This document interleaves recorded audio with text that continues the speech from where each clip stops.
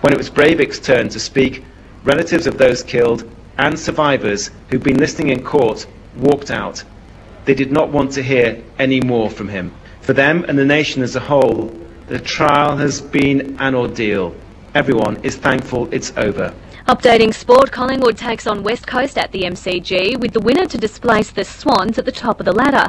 Pies ruckman Darren Jolly says facing West Coast high-leaping Nick Natanui will be a challenge after a good performance last week. Yeah, I did see the stats on that, and he had a ripper of a game. And he's just one of those talents, that he does the freakish things, and I think he's slowly learning how to use his body and where to run and run out the four quarters. The game between the Western Bulldogs and Brisbane gets underway at Etihad at 1:40, and Black Caviar's owners say they're confident she'll handle the soft track and wide barrier draw for tonight's Diamond Jubilee Stakes well.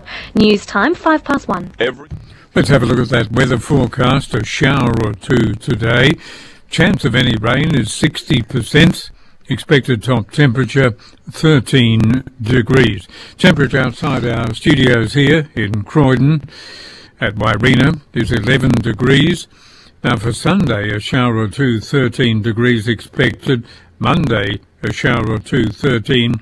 And Tuesday, a shower or two, 13 degrees. Radio Eastern 98.1. Good afternoon, everyone. I'm Peter McCarthy, your studio host for this afternoon in EFL football. Now it's time to go local for your footy. This is EFL Saturday. Let's jump straight into the warm-up.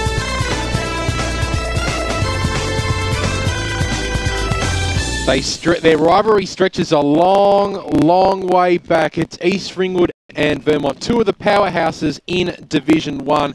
Today, they meet for, I'm just doing some maths at the top of my head now, they meet for the 79 times these two teams have met. It's a fantastic rivalry that stretches right back across a number of decades, and that rivalry stretches right out to today here at East Ringwood Reserve. It's 4th versus 5th in Division 1. East Ringwood taking on Vermont at East Ringwood Reserve, and we're looking forward to bringing you EFL Game Day right after 2 p.m. on 98.1 Radio Eastern, or of course on www.efl.org.au.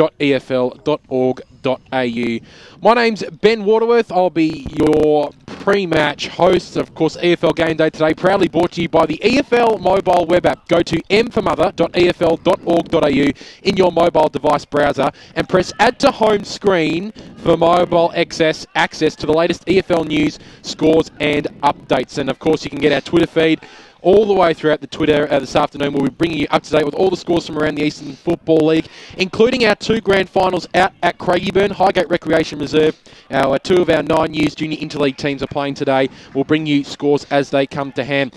It's time to welcome my 2 co-hosts, I suppose you could say, for the next hour. And it's a very good afternoon to the man who milks cows for a living, Peter Baird. Yeah, good afternoon, Betty. And this is going to be a fantastic game today. As you said, a huge rivalry between these two clubs. The 110th meeting.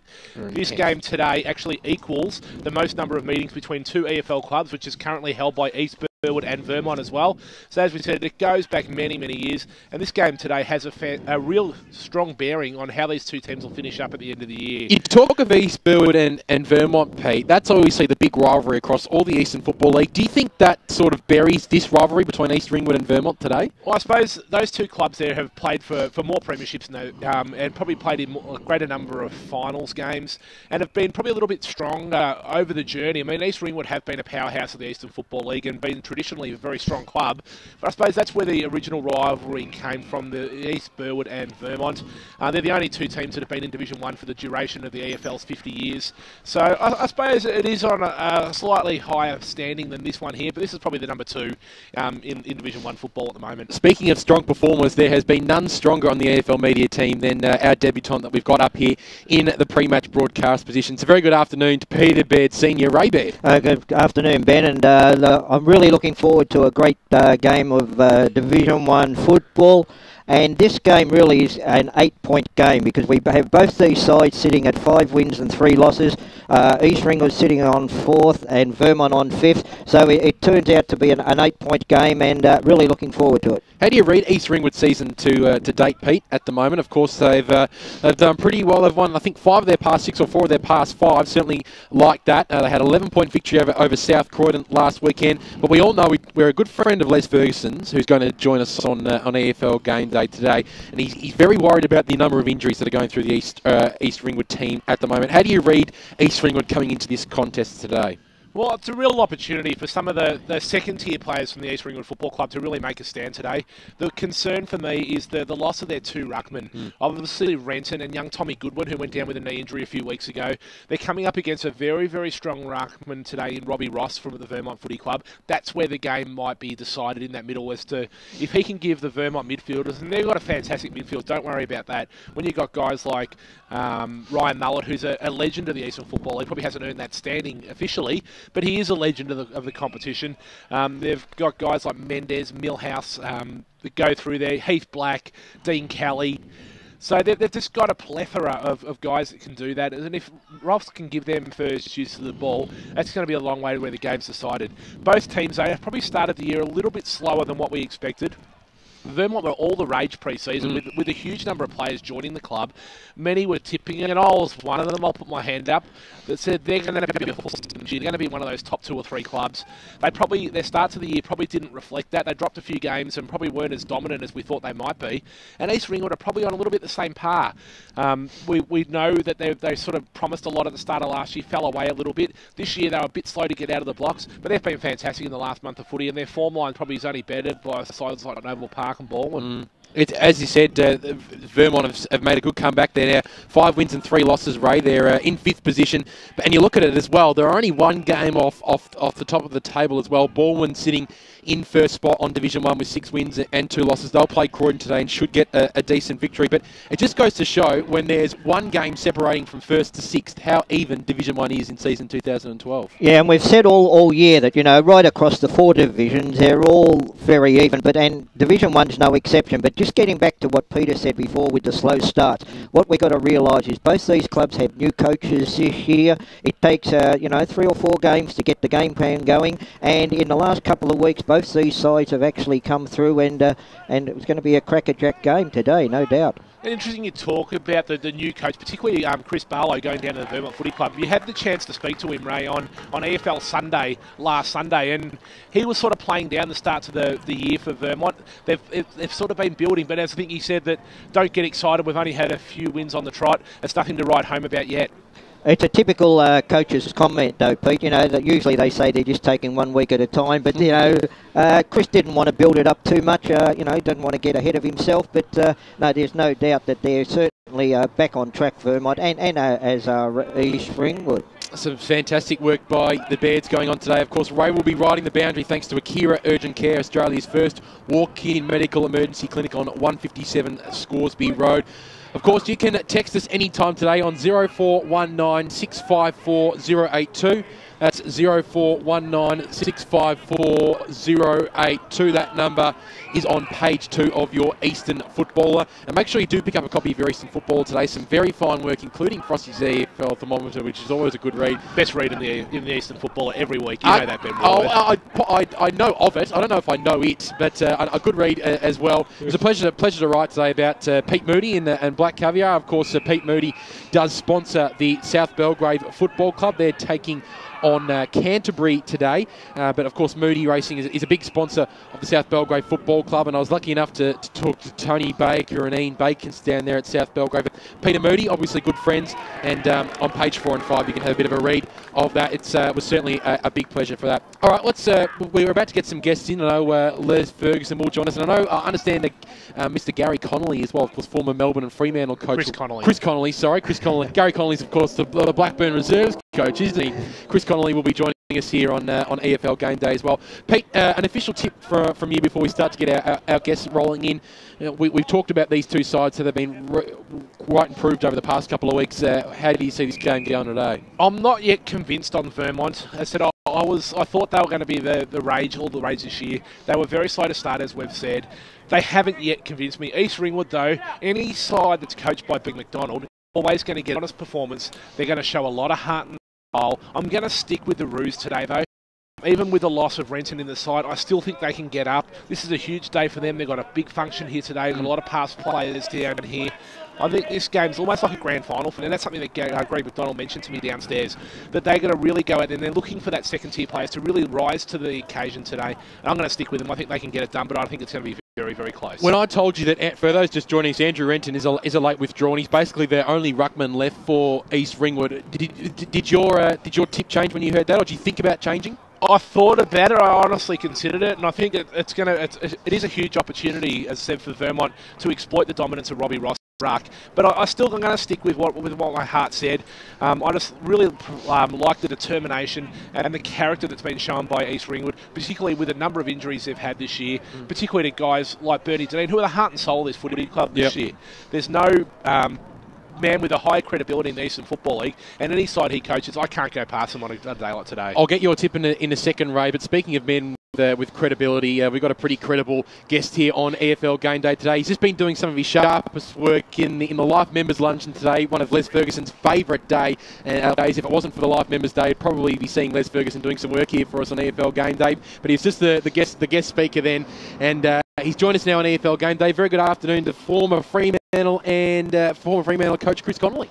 Thank you. No, there's a lot of great spirit in the Life Members function at East Ringwood, so I think they're all in for a great day and plenty of historical references going on. Chris, most of the I suppose the footy community would know about your affiliation, of course, with Fremantle and of course Melbourne now. But what's your affiliation with the East Ringwood Football Club now? I'm the mentor coach to the East Ringwood Junior Footy Club. So the last 3 nights, Thursday nights, we've been meeting with all the coaches and trying to give them as much support as we can. I assist the committee in just creating the right values in and around the club, so there's strong reference points, and also the team rules allow each coach to create their own style with their team. My son plays in the under-15s. In fact, he's out at Craigieburn for the bounce at 2:30. Ah, excellent. So I'll be heading out there. They play Footy League in the grand final there.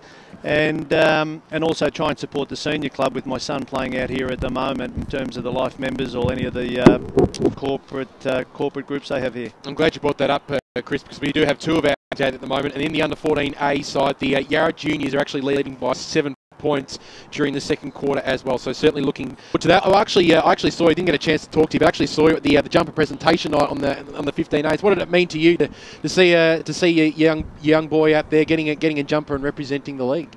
Well, what I've loved about Jade being involved in the under-15s is the friends he's made at other clubs, and he was lucky enough to play in the under-14s last year. So when they do play each other, they play pretty hard, but they do continue up the communication, and with all the different technology with emails and iPhones and Facebooks and all that, they all end up pretty good mates. So not only is he going to make a lot of mates at the East Ringwood Football Club, I think he's going to make a lot of friends right through the whole league.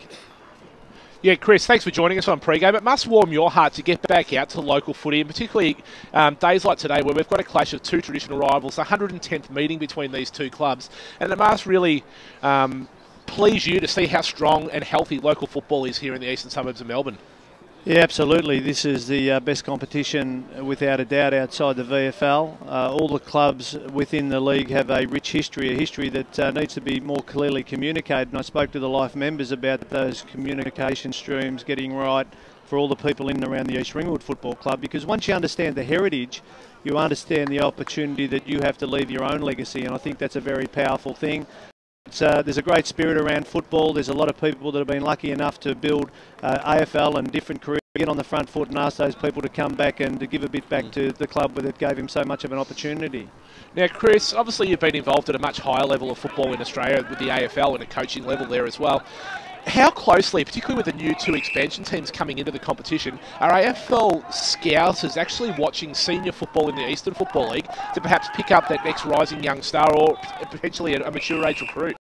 Well, the speed of the game has increased on all fronts. It has increased at under-18 level, but the AFL has increased far more quickly. So what you have is you have a lot of immature bodies trying to play AFL football. So Mark Neal alluded to it in the Herald Sun today that I think more than ever AFL clubs are looking at more mature age players to make sure that they can, handle the physical vigour that goes within an AFL season. So you know, responsibility comes with that, but I dare say you will see people, look, and people mature at different rates, so people might come out of the under-18s, things might not have worked out, been to an EFL club, go to the VFL, back to EFL, whatever the case may be, but they will be on the radar if they continue to play good, honest football.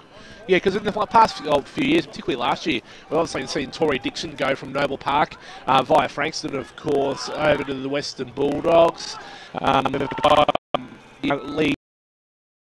Lin Jong? Lin Jong at the Western Bulldogs as well. And the other guy, Lee Williams, obviously at Melbourne on their supplementary list, straight out of the Eastern Football League last year. Yeah, absolutely. And, you know, the opportunities are going to be there, because one thing about AFL football that they've realised, it hasn't been the coaching where some clubs have got the advantage, it's been the resources put into recruiting and conditioning. So clubs at AFL level are being resourced more in the recruiting front than ever before, and you can rest assured if someone can play consistently well at EFL level, the radar of clubs. Well, certainly we've got some great players running around in both the East Ringwood and Vermont sides today. We're looking forward to it, and I'm sure you're looking forward to seeing a little bit of this match, but then quickly ducking off to Craigieburn to see the young boy play. Good luck for him today, and good luck for the rest of the season, and thanks for joining us on EFL Game Day. Thank you. Have a great day. Chris Connolly joining us here, of course, down there at the Melbourne Football Club now. Much appreciated him joining us on EFL Game Day. We're about to get our next guest on as well, and he's a very well-known figure throughout the Eastern Football League, particularly over the past couple of years as well, Pete. And the Vermont Football Club will be very happy to have a guy like Chris Barlow, coach. Oh, they certainly will. And obviously Chris got back in a little bit of taste of the coaching last year as an assistant down at Roval Footy Club, taken over the reins, back where it all started for Chris at Vermont. And he's just taken it all by storm this year, lifted Vermont up the ladder after a couple of disappointing seasons. Oh, I don't know if he'll claim all of it. I'll look forward to hearing his answer about it, but it is a very good afternoon to Chris Barlow. Yeah, how are we, boys? We're doing okay, and we're thoroughly looking forward to this match. We think it's probably the match of the round across all the Eastern Football League today. How are you feeling coming into a game against East Ringwood? That it's certainly been a much improved side this year. Yeah, look, I think both clubs at the end of the day will find out, will get a better indication where they're exactly at. Probably really evenly matched and on performance and pretty much everything. So, yeah, we'll know where we're at the end of the day. Now, of course, you've returned to the Vermont Football Club this year after a couple of times out there at Roval. We saw you play a couple of times there for Roval. What's been the thing that hit you straight away when you came back to Rara Road? What was the thing that hit you that was different to probably the last time you were there? Oh, look, apart from personnel, you know, obviously the personnel's changed and the club's gone over. Well, it's gone through a lot of players in the last couple of years. Really turned over the list. So I suppose that was the first thing. Pretty much everything else has been the same. The same culture exists, you know, of high expectation, which I'm looking to sort of continue. So yeah, that were the key areas. Probably just the personnel. Yeah, Chris. What are the actual expectations? You spoke about expectations there, but what are the expectations and the goals of the Vermont Footy Club last year? The club's been gutted by not playing finals over the last couple of years and demand success. What were the goals you've set for this playing group this year? How far can the Vermont Football Club go? Oh, well, look, I suppose our goal was to improve on last year, which on a win-loss ratio, you know, we're not far off. You know, already improving that. We feel as though we're more competitive. We've had a couple of games this year when we weren't competitive, and they were the games we lost. Obviously, the game against Blackburn was really disappointing on more fronts than just losing. The way we lost. So yeah, we just want to be you know, competitive in all our games, pretty much the same as most clubs. But the club sort of felt as though last year that they weren't competitive in a lot of areas. We feel we've addressed a lot of those areas, and so you know, it's sort of hopefully onwards and upwards. There was a lot of publicity and hype pre-season about some of the recruits that had come down to the club joining you there, as you joined the club as coach. It's taken a little bit of time for the team to gel and start to get those performances stringing together week in, week out. Was that something you expected, taking on the job with an influx of new players coming into the club, or something that really is just sort of you had to work on week in, week out? Yeah, look, obviously when you bring in, you know, probably 13, 14 new players, and they weren't necessarily all senior players we brought in, but I think if you go through and have a look at our recruiting and then and analyse, you know, performance based on those players, it hasn't really, the improvement hasn't necessarily come from those players. You know, Simon Taylor he's only played 2 games. You know, we've got Edgecombe out there at the moment. Nathan Henley missed 5 games. There's 3 of our recruits. Adrian Galino played in the 2s last week. So I wouldn't necessarily say that the improvements come from the players we've brought into the club. We feel as though we've improved our systems of play. We're pretty predictable the way we want to go about it, the way we want to move the footy, the way we want to defend. And that were probably some of the areas which I identified, having played against the club the last few years that I thought needed addressing. And if we could get those areas right, I feel as though we can be competitive regardless of who we actually put out in the park. And I think, testimony to that is blokes who have been really good the last couple of weeks. Lockie Johns, who you'll get a chance to have a look at today. A kid who's got a big, bright future in front of him. Nick Mendez, another 18-year-old kid. We know that's where our improvements come. And if you can get these blokes, up to the mark, it makes the job for Nathan Henley and Mullet that much easier. So we're getting a really spread of effort and desire, and if we can get that, we can be competitive most weeks. Chris, I spoke to you last Sunday on EFL Sunday, and the win last week, you played it down a little bit. You didn't want to get ahead of yourself, but no. I just want to get back to that win. Now you kicked 21 goals and you had 11 goal kickers. That must have been very pleasing to you. Yeah, it was. Look, when I sat back and analysed that game, it became more pleasing. We lost Heath Black in the warm-up, so we were down to 21 players. And to throw Nick Mendez into a back pocket and left him there all day, and he played a really good game. And as I spoke about, Lockie Johns coming on was really dangerous. We got a good even spread. We had Jared Dalton put his hand up, who had a baby during the week as well. So, he's got plenty to play for today.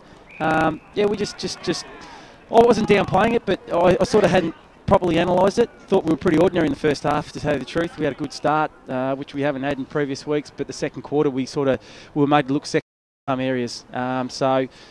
Obviously, to get a consistent effort, I'd be happy across 4 quarters. But look, we're improving. We improved against Knox. We improved last week against Lilydale, and hopefully today, we take another step in the same direction. The move of Jared Dalton forward last week, was that something that you'd thought about, a couple of games before, or was it just a thing for last week? Oh, look, we had a look at. I had a look at the list and sort of, break it down into how we're going to win games, and you've got to have key forwards who are dangerous. Jared Dalton, certainly that. Take Matty Gregg out of our side. You lose a great player who's one of the best forwards to play in this competition, but he was probably pretty predictable for opposition sides that you play through. And you throw Jared Dalton in there, who's a different beast. He's a big kid. He's got a big leap. Can take a really strong contested mark. He's a different kettle of fish. You put some different players around him. We feel as though we've got 6 really dangerous forwards who could kick multiple goals. So we feel got a good even spread there. Now, Chris, of course, Lee Bidstrup sends the club notes in every week, and I was having a look, editing through the week, and I couldn't help but notice the last sentence, all the best to Lockie Tyndall, who's off to climb Mount Kilimanjaro. Bit of a loss there today. Yeah, look, Lockie hasn't played for a couple of weeks. He won a competition to climb the mountain with Lance Armstrong. There you are. Terrific effort by him. Had to raise $10,000 to get himself there, but's done it, and he'll be back in a few weeks. I'm not sure he'll come back refreshed and vitalised after climbing the mountain, but look, he'll come back and complement these young fellas who run around at the moment in front of us. And we're looking forward to seeing some of the younger players and older players running around in the senior game after 2 p.m. today. We'll have the live broadcast. Chris, we know it's a stressful time for a coach. We do appreciate you joining us on EFL Game Day. Thanks, boys. Chris Barlow, the coach of the Vermont Football Club, do appreciate his time. Appreciate. Now, we're going to get our next guest as well, because he's a legend of the East Ringwood Football Club. He's a life member, but above all, he broadcasts his own radio show from Wednesday night from 4 to 6 p.m, driving home some very classic hits with Les Ferguson. And it's a very good afternoon to the man himself. Leslie, how are you, sir? Hello, Ben. How are you? We're doing okay. We know this is an important day. Life Members Day is the day you always love here at East Ringwood. Well, I told you a few weeks ago when you said you might come out on the Vermont game. Don't come, because it's our life members' lunch. It's the only day during the year on football that I have a couple. Just a couple of quiet ones? Just a couple of quiet ones. Excellent. And I think you're certainly entitled to a couple as well. Tell us about you've been at East Ringwood for a long time. I know you've seen some great sides over the years. Where do you see this side at the moment coming into today's game against an arch rival in Vermont? Where do you see this particular side? Ben, we picked up unique coach this year. Yep. Unique coach. Yep. He's got unique talents to correspond with everybody, not only players, but off the field supporters. And I think that Bernie has put a lot of work into this, and I think that's why the club's going much better this year. Yeah, and that's not knocking any former coaches or anybody. Yep. Oh, he's a legend of the competition, Les, and not only just in his achievements, but the way he conducts himself, and it's just a credit to himself, his family, and the whole East Football League, and we all take a hat off to Peter, he's just gone into the Life Members Luncheon to talk for 5 or 10 minutes. You know, going to run out in the field in 30 minutes. That's the sort of a chap he is. Now, Les, the other thing I wanted to talk to you about today was, as I said, you've been around this football club for a long, long time. You must have got a 58 years. Must have got a lot of pleasure last week watching the senior debut of your grandson, Jared Ferguson. Yes. He was named in the best for East Ringwood. He's obviously going to be out there again today. You want to tell our listeners a little bit about young Jared and what you actually got out of seeing him go around in the seniors last weekend? Peter, as I said, we've been with the club 58 years. My wife's a life member. I'm a life member. My 2 sons, Wayne and Daryl, are life members.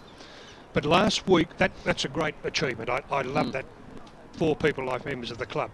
But last week gave me a lot of pride. I've seen this boy born, and I watched him right through. And last week when he ran out, it's a 3rd generation of Fergusons to play senior football at East Ringwood. That's senior first football. Never been done before by, I don't know if any club, I'm not sure, any club. Certainly at East Ringwood though. At East Ringwood it is an achievement. But it was just a thrill.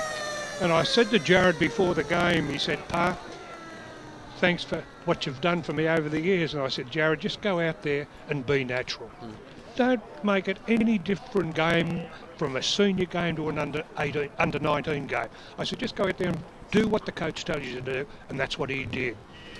And I'm not sure whether he is in the best players, but he was very close to being there. Well, he was clearly named in the best by Bernie Deneen and his coaching staff. In print in the Herald Sun. There you are. So, now, Les, the other thing I wanted to talk to you about, there's been a lot of injuries around the East Ringwood Footy Club this year.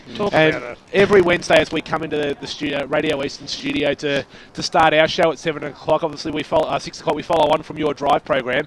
We always hear each week, "Oh, this player's gone down and this player's gone down." You can see the heartbreak in your eyes as you tell us. But there must be a lot of satisfaction around the depth that the East Ringwood Footy Club has got this year to still be up there and playing really good footy with some of the second-tier players really rising to the challenge. Pete, everybody that's come up has lifted themselves. We've got 4 major knee operations this year. Chris Cherney, regular first. Moosey, but he's back playing now. He come out of it all right. We've got Bernie Deneen, who I can't talk highly enough of Bernie, and young Tommy Goodwin as well. Tommy Goodwin was a big loss. So today we run out against Vermont with not a ruckman. It's only going to be a fill-in ruckman. Now I don't know who it is because I haven't heard the final side be delivered, but no, look, the depth's there. And I think this all comes from Bernie. I can't speak highly enough of this young man. And I was the bloke to get him to East Ringwood too. Can I tell a little story? Or no, that's right. It'll be very quick. At the first semi-final last year at Bayswater, I was standing there buying a hamburger. And the bloke that served was Bernie Deneen. As he is, he works off the ground. And I said to Bern, "What are you doing next year?" He said, "I'm not sure yet." But he said, "I've had a wonderful association with Bayswater," but he said, I might be looking to go that next step into First Division. And I said, "Would you be interested?" Because I knew we were looking for a coach. I said, "Would you be interested in East Ringwood?" He said, "Oh, yes." So I put him onto the right man, and they had to talk to him, and history tells that Bernie Deneen is coaching East Ringwood Football Senior Club. Les, the boys mentioned the huddle on Wednesday night. Now, that's doing extremely well with the audience, mate, but the rumour going around is that your show before it's actually drawing the crowd in for the boys later on. What's this bloke's name? You get 3 stars. Thank you, Look, we had a little bit of trouble over the summer, or right from the start with the huddle, because the boys wanted to come on at 7 o'clock, I think, Ben, didn't you? But unfortunately, the chap that does the show after that, 7 o'clock till 10, just comes a long way, and he couldn't give up that hour. So I said, look, take my last hour, because I was going from 4 till 7. But what I want to do about the boys is how knowledgeable those blokes that do the summer football show and the huddle. What's the name of it, Pete? The smorgasbord. Summer sports smorgasbord, we call ourselves over the summer. And the knowledge that those blokes have got, I just can't believe how good the show's gone since they took over. Yeah, well, and I hope they keep going with it. I know the work that Peter puts in midweek and all that. I know that's right. And he tells me you're telling him everything. Thanks, mate. Well, it's certainly been fantastic to have you on board. We do appreciate your support right throughout the season, Les, whether it be during the footy season or, of course, in the off-season as well. Go back and enjoy a couple more quiet ones. We know you can get back red now. You're onto the red, are you? Okay, so he's going the hard stuff. You can send a bottle out here for us this afternoon if you like, Ben, Les. just before I go... Yes. You blokes are voluntary. I've been there, done that. You blokes do a magnificent job. And all I can say is keep the good work up. And some of my proteges, Clinton Gravers, yes. Anthony Stangetts, yourself coming on, not that you worked under me, but you're doing a wonderful job, and keep the work up, because Radio Eastern FM and the Eastern Football League are the best. Yeah, well, as I said, you actually pioneered this broadcast, and the Eastern Football League owes you a debt of gratitude as well for getting all what we've got today up and going. So from all the media team, yes. I know we say a very big thank you to you for setting this up and giving us the opportunity to do something we love week in, week out. I look at some of the technical work around me now. We didn't have them in those days. But thanks, fellas, and all the best from the day's Thanks, Leslie. Much appreciated. Les Ferguson joining us on 98.1 Radio Eastern, life member of the East Ringwood Football Club. More importantly, a passionate East Ringwood man, and of course his grandson Jared running out today. We're going to take our first break here on EFL Game Day. After the break, we're going to be looking at all the other games across all 4 divisions. Thanks to the EFL mobile web app, m.efl.org.au. This is EFL Game Day. Wyrena Community Arts Centre, 23 Hull Road, Croydon, presents Music Cafe in the Conservatory at Wyrena on Friday the 29th of June at 7:30 p.m. and featuring Tracy Roberts. Wyrena is proud to invite back Tracy Roberts with her acclaimed new CD Shades of Blue, which was recorded in 2012 on the full-length Steinway grand piano at Baker Street Studios. Tracy is one of Melbourne's best singer, songwriter, pianists whose emotive and stylish performances consistently holds audiences spellbound. A gifted all-rounder who defies categorisation. Friday Night Music Cafe has enjoyed sellout concerts, so book early.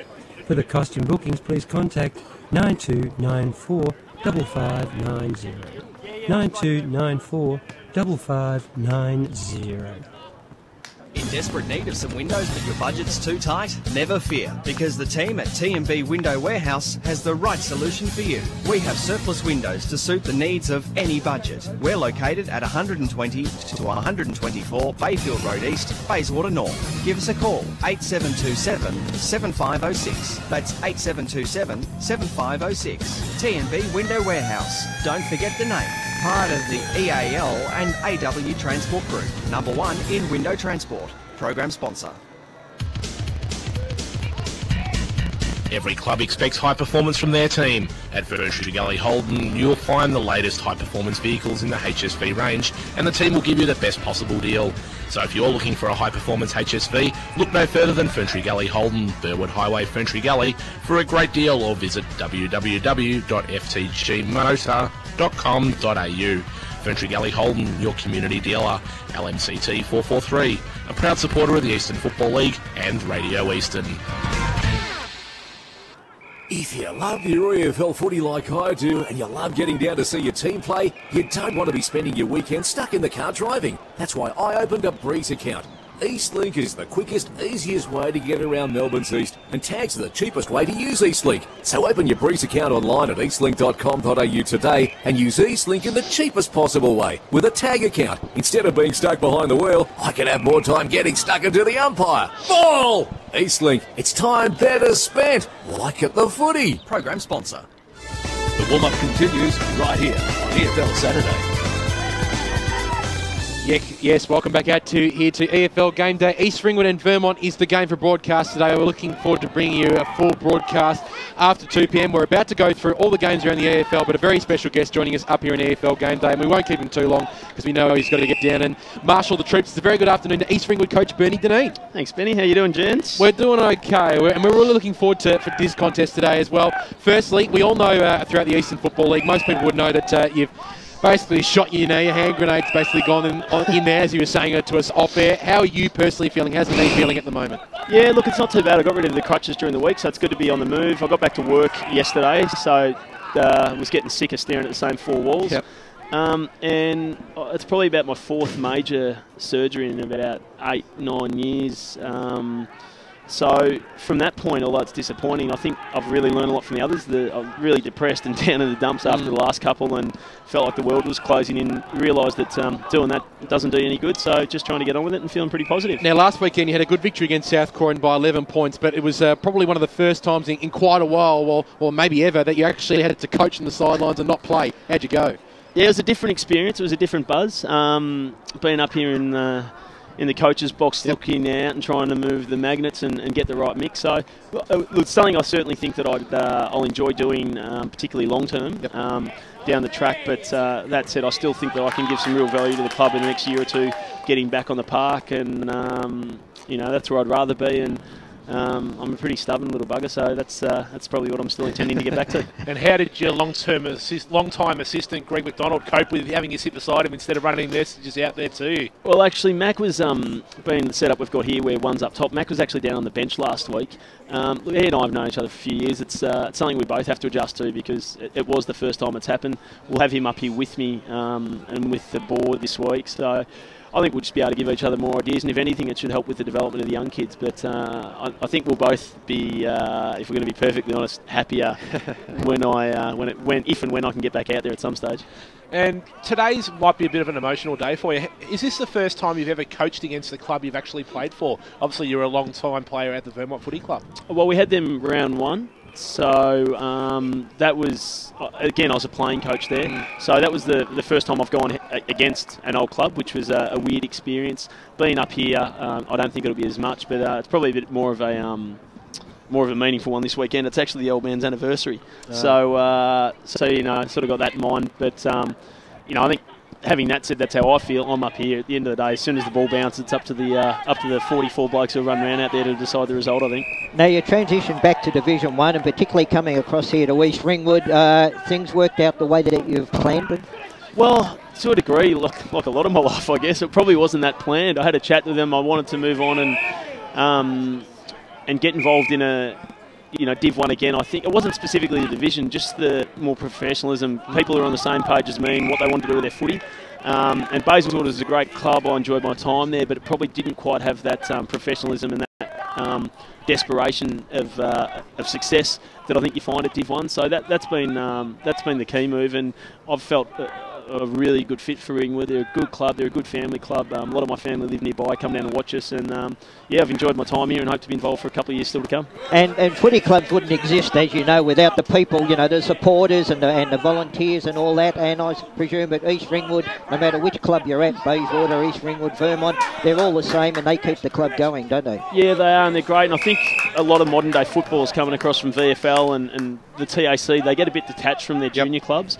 I think it's easy for those guys to come back as 23, 24, as what they might think as accomplished players because they've played a couple of years VFL reserves and forget that. And I think it's really important that as part of our recruiting that we look for not just the right football but the right person to understand that these people have been around the club for years and they're to be respected and not taken for granted. And we just heard from Les Ferguson just before. He's a big fan of yours, Bernie, and you're doing fantastic things here. And we're looking forward to seeing some of your work out in the ground today, of course, making those moves, moving the magnets around. Looking forward to the game after 2 p.m. Thanks for your time today and go marshal those troops. Thanks, mate. We'll do. Hopefully we can get the points. Hopefully as well for the East Ringwood Football Club. Bernie Deneen, East Ringwood Footy Club coach, joining us right here on EFL Game Day. Big game, but we've got plenty of other games to go through, gentlemen, right across the Eastern Football League. So let's try and rush through these. We've got about 20 minutes to do it as well. Let's start in Division 4 as well. We're halfway through the season across Division 2, 3 and 4, and it's Park Orchards taking on the Eastern Lions out there at Domineer Reserve today, Pete. Eastern Lions, you saw the Eastern Lions last weekend, a little bit disappointing. I think they'll be able to bounce back this week, though. I'm not so sure about that. They really missed Darren Murphy out there last week. They were playing a bit like a team that was lacking a bit of soul and direction. I just think that Park Orchards might be able to get them out of Domini Reserve. They're a great side out there. BWS had a go at me last week as the first game we tipped on the Friday preview last week. I went for an upset. I went for Park Orchards. I'm sticking with the Sharks. I think they can knock off the Eastern Lions today. Well, I'm going to go for the Eastern Lions, Pete. Yes. Park Orchards, they got belted last week, and I think it's going to take them more than 1 week to come back again. So Eastern Lions too strong. Surrey Park taking on Nunawading in the other game. I understand EFL CEO Rob Sharp is out at Surrey Park today, just divulging the lunch, then heading out to Craigieburn. Unfortunately for Surrey Park, I don't think they'll be divulging in a win today. Nunawading, a much improved side, they should get the chocolates. Yeah, Nunawading, as you said, much improved under Frank Salinitri this year. Surrey Park still looking to break that losing streak. I don't think it's going to happen today, Panthers. I'm sticking with the Lions. Yeah, I'm going with the Lions too, boys. The Basin taking on Forest Hill. Braden Ingram is out at this game at Batterham Reserve. He'll be bringing us a report on EFL Game Day a little bit after 5 o'clock, about 20 past 5, we hope tonight. I think the Basin, their form is scary at the moment. They should be too strong for Forest Hill today. I think you labelled them sexy on the Scary. Friday. Scary. They're far from sexy. But they are all the rage in Division 4 this year. They've taken all before them. They come up against a Forest Hill side that have improved.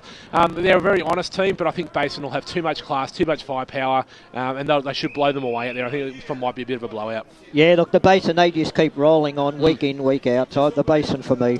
Kilsyth hosting Sylvan out there at Kilsyth Recreation Reserve. Bit of a danger game, as you said during the week, Pete. This raised a few eyebrows after Kilsyth got their second victory of the season last weekend. Sylvan have really got to be on their guard today. I think they'll win, but Kilsyth should make it a pretty competitive game. Yeah, Kilsyth has supposed to be looking for that forward to step up and kick a few big bag for them. Jordan Chenhall kicked a few last week. Probably the first time this year we've seen a Kilsyth player really get right amongst the goals. They're an honest team. They're a very young team, very, very young. They come up against a team that I was really super impressed with last week. I think they've got almost the mix to match it with teams like South Belgrade and the Basin. They've got the bigger body midfielders that I like to see. Guys like Adam Ewing just adds a dimension to them. Mark Cullen with all his experience. They've got Strawhair, Steghouse, Volpetti, these guys that go through the middle. They've got a really solid, firm backline with David Bissels and Rhett Newell down there now. And their forwards, obviously, with the inclusion of Ash Froud. I just think Sylvan are perhaps the real deal. Well, I'm not going to go out 100% and say that yet, but perhaps they might be. And I think if they are, they should blow away Kilsyth today. Look, I'm going to pick Sylvan. Look, Chris Goodlett said last week that he feels that maybe they can match it with those two top sides, but having said that, they've got to beat the sides below them, and I mean, this is a danger game, Kilsyth at Kilsyth, so I'm going to pick Sylvan, but it won't be as easy as most people think. Final game is South Belgrave taking on Canterbury out there at Belgrave South Recreation Reserve. They'll be in Peter Moody's kind of mode today. Of course, I understand there's a pyjama party going on at the South Belgrave Football Club after today's game to go watch Black Caviar at 10 to 1 tonight, I think the race is. And I think they'll be celebrating, their celebrations will start early with quite a big victory over the Cobras today. Yeah, I reckon the Saints could turn up at South Belgrave Reserve in their pyjamas and play half asleep and still get over Canterbury today. They've been super impressive this year, South Belgrave. Canterbury have been disappointing. This one is going to be the biggest blowout in Division 4. Yeah, I'm going to go for South Belgrave, but Pete, I hope they don't turn up in their pyjamas, because I heard that Bacons doesn't wear pyjamas. He doesn't. We'd hate to see him running out. He doesn't. He, of course, nice. Thanks for you picking that up on, Ray. Of course, Ian Bacons doesn't wear pyjamas, and I hope he doesn't out there at the pyjama party tonight. In Division 3, Templestowe taking on Baronia. Clearly, match of the round in Division 3 out there at Templestowe Reserve. Look, Baronia for mine, just a little bit more experience down back, and I think they'll be able to shut down Eccles and Magames, but it should be a ripper contest. Yeah, I'm going for Templestowe on this one. They've liked their form line over the last few weeks. They've won 4 of their last 5. Under John Brown, they made a big step up last year to Division 3. They played finals footy. Baronia have lost games against teams in that top 5 in Division 3 already. They've gone down to the Glen Waverley Hawks. They've gone down to North Ringwood. I think they might go down to another side that's going to step up and play finals footy this year in Templestowe. I'm going to go for the Dockers. I'm going to go for Baronia in this one. Look, they've got a battle going on the ladder with Glen Waverley Hawks, and they can't afford to drop a game. I'm definitely going to go for Baronia. Might be the best game between Templestowe and Baronia, but possibly the most important is between Ringwood and Mitcham. These two sides sitting 6th and 7th at the moment. This is the kind of game that these two teams need to win if they want to try and push themselves towards that top 5. I'm actually going for Ringwood. Mitcham have been pretty hard to read over the past couple of weeks, and Ringwood may be a little bit more consistent, so I think the Redbacks might get up, Pete. Yeah, I think the key to this game is how both teams perform in the first half. They only had one goal between them in the first half last week. Ringwood didn't kick a goal, Mitcham only kicked the one, but they both had great second halves, both kicked 8 goals in the second half. I don't know, out at Jubilee Park, I just think Ringwood might play that open expanses a little bit better. We saw them in round 1. It was the radio game. Ringwood looked a bit more pacey and a bit quick. They fell away though on the in the second half against Mitcham. I don't think that's going to happen today. I think their form one's a little bit better than Mitcham. I'm officially off the Tigers bandwagon at the moment. I talked them up at the start of the year. Thought they could play finals footy. I don't think they can now. If anyone's team is going to break into that top 5, I think it's going to be Ringwood, and to do that they need to defeat the Tigers today. As you said, look, Mitcham have been up and down, sure, week in, week out, but look, I think today's going to be one of those days when they're going to be up, and I think they're going to beat Ringwood out at Jubilee Park there, and I'm going to go for Mitcham. Should be a cracking game. Looking forward to seeing the end result of that one. Speaking of results, at 3/4 time in the AFL Vic Metro Junior Under-14A Grand Final, the Eastern Football League 5-4-34 leading the Yarra Juniors 3-4-22. So the boys might be off to a good start. Of course, we've got another game at 2:30. That's the 15A's playing. But at 3/4 time, our EFL boys are up by 12 points. Speaking of big games, Wanturna South v North Ringwood, huge game for Wanturna South. If they don't win this game, their finals hopes almost dashed, I would think. For mine, I think Wanturna South will probably go down to North Ringwood today. They just keep on winning. Yeah, I think Wanturna South's finals hopes were dashed with some of the injuries they've had this year. They've been devastated by injuries, but North Ringwood, they've continued on their winning ways. Said they've got that winning culture about them in the home and away season. I don't know if they can replicate it in finals, but I think they'll be too strong for the Devils. Yeah, look, the Devils' downfall this year has certainly been their first and second quarters, and if they go to sleep and let North Ringwood jump them at the start, there's no way known they're going to get back in. So I'm going to go. A danger game in Division 3 is Churnside Park taking on Warrandyte. I've got a funny feeling about Warrandyte today. I don't think they'll win. I think Churnside Park will get 4 points, but this could be a close one. Yeah, I've got that same feeling about Warrandyte today. I'm still going to stick with Churnside Park. I think they can win, but this is a game where they really need to bring their A game, because if they don't, the Bloods could surprise them. So I'm going to stick with Churnside Park, but don't be surprised if come 5 o'clock we see the Bloods have got up for a win.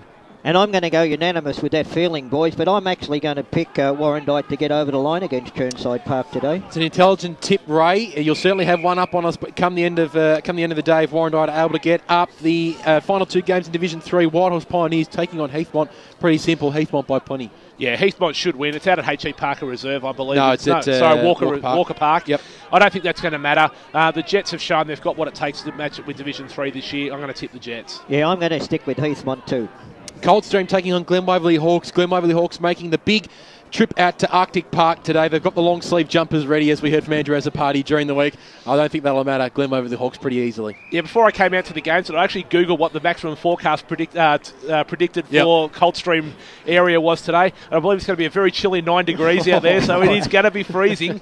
So guys like Andrew as a party, who likes that tan, likes the strutty stuff, wearing the long sleeves, I think they're going to need it. They're going to need their thermals as well. But I think they'll be warmed in the heart with a victory come 5 o'clock. That 9 degrees, Pete, that's probably about 3 degrees warmer than what you were up at Sylvan last week. Yeah, probably 9 degrees warmer than I was up at Sylvan last week. Yeah, I'm going to go for the Glen Waverley Hawks too, boys. Division 2, Doncaster taking on the Waverley Blues in the most important match of Division 2 today. Out there at Shrams Reserve, Doncaster impressive last weekend. I know, Ray, you probably caught the end of that game as well, but I saw Doncaster and was really impressed by them. I think they'll be able to get a victory over the Blues today. Yeah, I don't know if Doncaster will know who they're actually playing today, with the Waverley Blues going around in the green and white, almost Port Adelaide style jumper, similar to Surrey Park, but green and white. In the Bogues draft one. The Bogues, after their jumpers got destroyed with the incident down at the laundromat. Yep. I'm still going to go with Doncaster. I think their form's a little bit stronger. The Waverley Blues couldn't maintain their 200 trot winning streak that they had going. Doncaster, they'll be devastated letting that game slip against Donny East last week, and I think they'll bounce back. Yeah, look, I saw Waverley Blues against Roval a few weeks ago, and they were really good. Then they came out the week after and beat Mulgrave, but look, they got belted last week by Bayswater, and I think Doncaster's going to get the bickies there. Yeah, a bit of a reality check for the Blues last weekend. Let's see if they can bounce back this weekend. Montrose taking on Bayswater. Speaking of scary, Pete, Montrose are in some scary form in Division 2 at the moment. This should be a close one because Bayswater seem to improve, but out there at Montrose Recreation Reserve, one of the most picturesque grounds in the Eastern Football League, the Demons for mine. Yeah, Montrose have been really impressive this year, only dropping the one game in round 3 to Roval. But I don't know, Bayswater, they've been sort of getting a bit of that mojo back. They've played finals regularly over the last few years. They've had 2 big wins against Upper Gully and against the Waverley Blues last week. So they're probably the team that's in the best form at the moment if you're outside of Montrose. This is the danger game for the Demons. I'm still going to stick with them, but don't be surprised if you see the Waters get up and salute. Yeah, look, I'm going to go for Montrose in this game. Look, Montrose, they are the class act of Division 2. Look, they're such big bodies.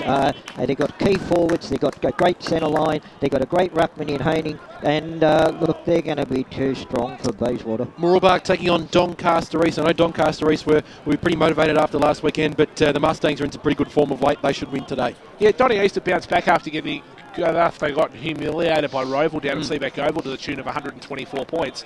But since then, they've won a couple on the trot. I think they're going to come back to earth, though, against Mooroolbark today. The Mustangs don't want to go back into that pack with Roval again. They want to stay out clear with Montrose. So I think they should get the job done. Yeah, look, in Division 2, those top 3 sides, they're a class above the rest of the field, and Mooroolbark are certainly not going to drop a game to Doncaster East. Mulgrave hosting Donvale out there at Mulgrave Reserve. Big victory for Donvale. Surprise victory over Roval last weekend. I think they'll be able to continue that momentum today against Mulgrave, but gee, Donvale are a hard team to read.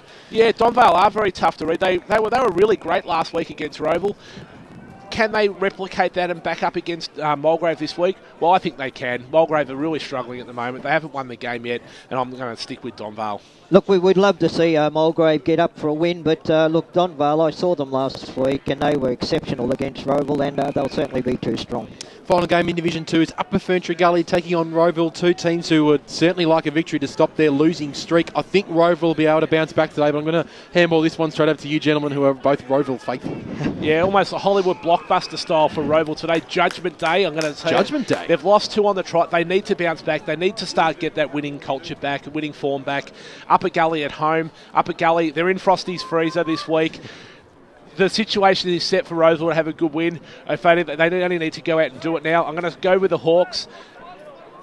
I'm going to go with Roval, no doubt. But look, I don't think they're going to have it all their own way. I think that Upper Gully are going to be with them for 3 quarters. But in the end, I think Roval will just be too strong.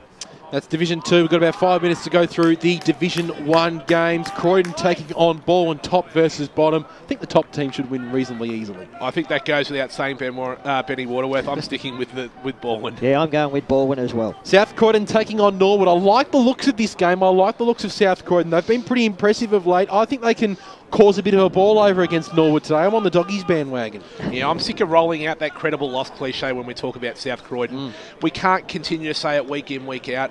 Norwood are a class act there. They're not in second position on the ladder for no reason at all. I'm going to stick with the Norsemen. Yeah, I think Norwood would be far too strong. Next game in Division 1, Blackburn taking on Scoresby. It was the preliminary final last year. This year it's 6 versus, I'm not sure where Blackburn are on the ladder, but they're certainly towards the bottom at the moment. Scoresby for mine, but just. Yeah, Scoresby haven't been that dominant team we've seen over the last few years. They're only just outside that top 5. If they want to stay in touch with them and not fall away, they need to win, and I think Blackburn is the team they can get a win against. Yeah, look, I think Scoresby will win the game, but I don't think they're going to have it all their own way either. I think that Blackburn are going to be competitive, but I don't think Scoresby will win. East Burwood taking on Knox out there at East Burwood Reserve. Dan Senchik, Sting himself, will be out at this game covering that. We'll hear from him at halftime, hopefully, and of course, hopefully hear from him after the game as well. Gee, Knox are impressive last weekend. Their biggest score for the season, but for mine, I think East Burwood I don't know. East Burwood at home, they're due for a victory because they've certainly slid down over the past couple of weeks. Yeah, I'm a bit of a fan of the Knox Falcons. I like the way they play their footy. They strangle sides. East Burwood are the highest scoring team in Division 1, so it's a contrast of styles out there. I just think Knox can get a win out there, even though it's at East Burwood Reserve. A big day for the Rams out there today with Stewie Lyon playing his 300th game as well, lining up for East Burwood Reserves. even having said that, I'm going to stick with Johnny Knight's boys. Knox should get a win. Yeah, look, I'm going to go with you, Pete. I think Knox will get over East Burwood today. Talking to Johnny Knight there on Queen's birthday, he's quite confident, you know, that they're going to still make the finals. So look, I'm going to stick with Knox. And of course, East Ringwood and Vermont will be covering that game right after 2 p.m. Just one word tip: Vermont for mine. East Ringwood for mine. Vermont for mine. It's 2v1. Looking forward to getting BWS and Brad Henderson's votes after the game. It's very shortly, I should say. Final game, a bit of a clutch jumper. We were talking about this beforehand, Peter Baird. Noble Park taking on Mulliola. The blue and the yellow will certainly be up and about. I think Noble Park today, they've certainly turned the corner over the past month, and I think they should be able to get a reasonably convincing victory over the Falcons today. My first rule of tipping in the Eastern Football League, you never tip against Noble Park at the Pat Wright Senior Oval. Is that right? I'm sticking with them at home. I think they'll have too much class for Liddell. Yeah, look, I'm going to stick with the Bulls too. I think down there at Pat Wright Oval, they're definitely going to be too strong. Good on you, gentlemen. Fantastic preview of all the games across the Eastern Football League. Special thanks to Ray Baird for filling in at the last minute. But BWS and Brad Henderson are about to kick this game off after 2 p.m. Of course, it's East Ringwood and Vermont, our on EFL Game Day. In the reserves, they're just changing the scoreboard over at the moment, but I can see that Vermont have got a reasonably solid lead. But East Ringwood have fought their way back. Vermont 12-10-82 to East Ringwood 10-9-69, I think that should be. 66. It should be 10-9-69. Should be 10-9-69. So we'll bring you that score after the break. But we're getting set for the big game in Division 1. It's 4 versus 5. It's the 110th meeting between East Ringwood and Vermont. Plenty on the line today. Stay tuned on EFL Game Day, of course, brought to you by the EFL mobile web app. Go to m.efl.org.au in your mobile device browser and press Add to Home Screen for mobile access to the latest EFL news, scores and updates. Text us anytime on 0419 654 082. That's on page 2 of the Eastern Footballer, that number. Or, of course, tweet us, Footy EFL, at Footy EFL on the Twitter. And just an update out there at Craigieburn. Looks like the Yarra Juniors have put a couple through. So 6-6-42 are Yarra Juniors, Footy EFL 5-4-34. So it's just fallen a little bit behind the back. Come on, boys, get one for the Eastern Football League. On the other side of this break, it is East Ringwood and Vermont 4 versus 5 in Division 1. Stay tuned on 98.1 Radio Eastern and, of course, www.efl.org.au. Stay tuned because the match is coming up after the break right here on EFL Game Day. Radio Eastern 98.1. Don't miss this top quality craft and produce market at the Whitehorse Civic Precinct, Whitehorse Road, Nunawading, tomorrow, Sunday 24th of June. 9 and 2 p.m. and offers you a large variety of stalls with a large range of fruit, vegetables and crafts, flowers, jewellery, fashion accessories and gourmet foods. Proceeds from the market support the cultural, performing and visual arts throughout the city of Whitehorse. For further information about the market, or if you wish to book space for a stall, please contact this phone number, 0412 324 249. That's 0412 324 249. Every club expects high performance from their team. At Ferntree Gully Holden, you'll find the latest high-performance vehicles in the HSV range, and the team will give you the best possible deal. So if you're looking for a high-performance HSV, look no further than Ferntree Gully Holden, Burwood Highway, Ferntree Gully, for a great deal, or visit www.ftgmotor.com.au. Ferntree Gully Holden, your community dealer. LMCT 443, a proud supporter of the Eastern Football League and Radio Eastern. In desperate need of some windows but your budget's too tight? Never fear, because the team at T&B Window Warehouse has the right solution for you. We have surplus windows to suit the needs of any budget. We're located at 120 to 124 Bayfield Road East, Bayswater North. Give us a call, 8727 7506. That's 8727 7506. T&B Window Warehouse. Don't forget the name, part of the EAL and AW Transport Group. #1 in window transport. Program sponsor. 20% makes a lot of difference. Imagine your team kicking 20% less goals and being 20% behind on the scoreboard. Actually, it's not. Now, imagine using a Breeze Tag account on Eastlink and getting a 20% discount on all weekend car trips.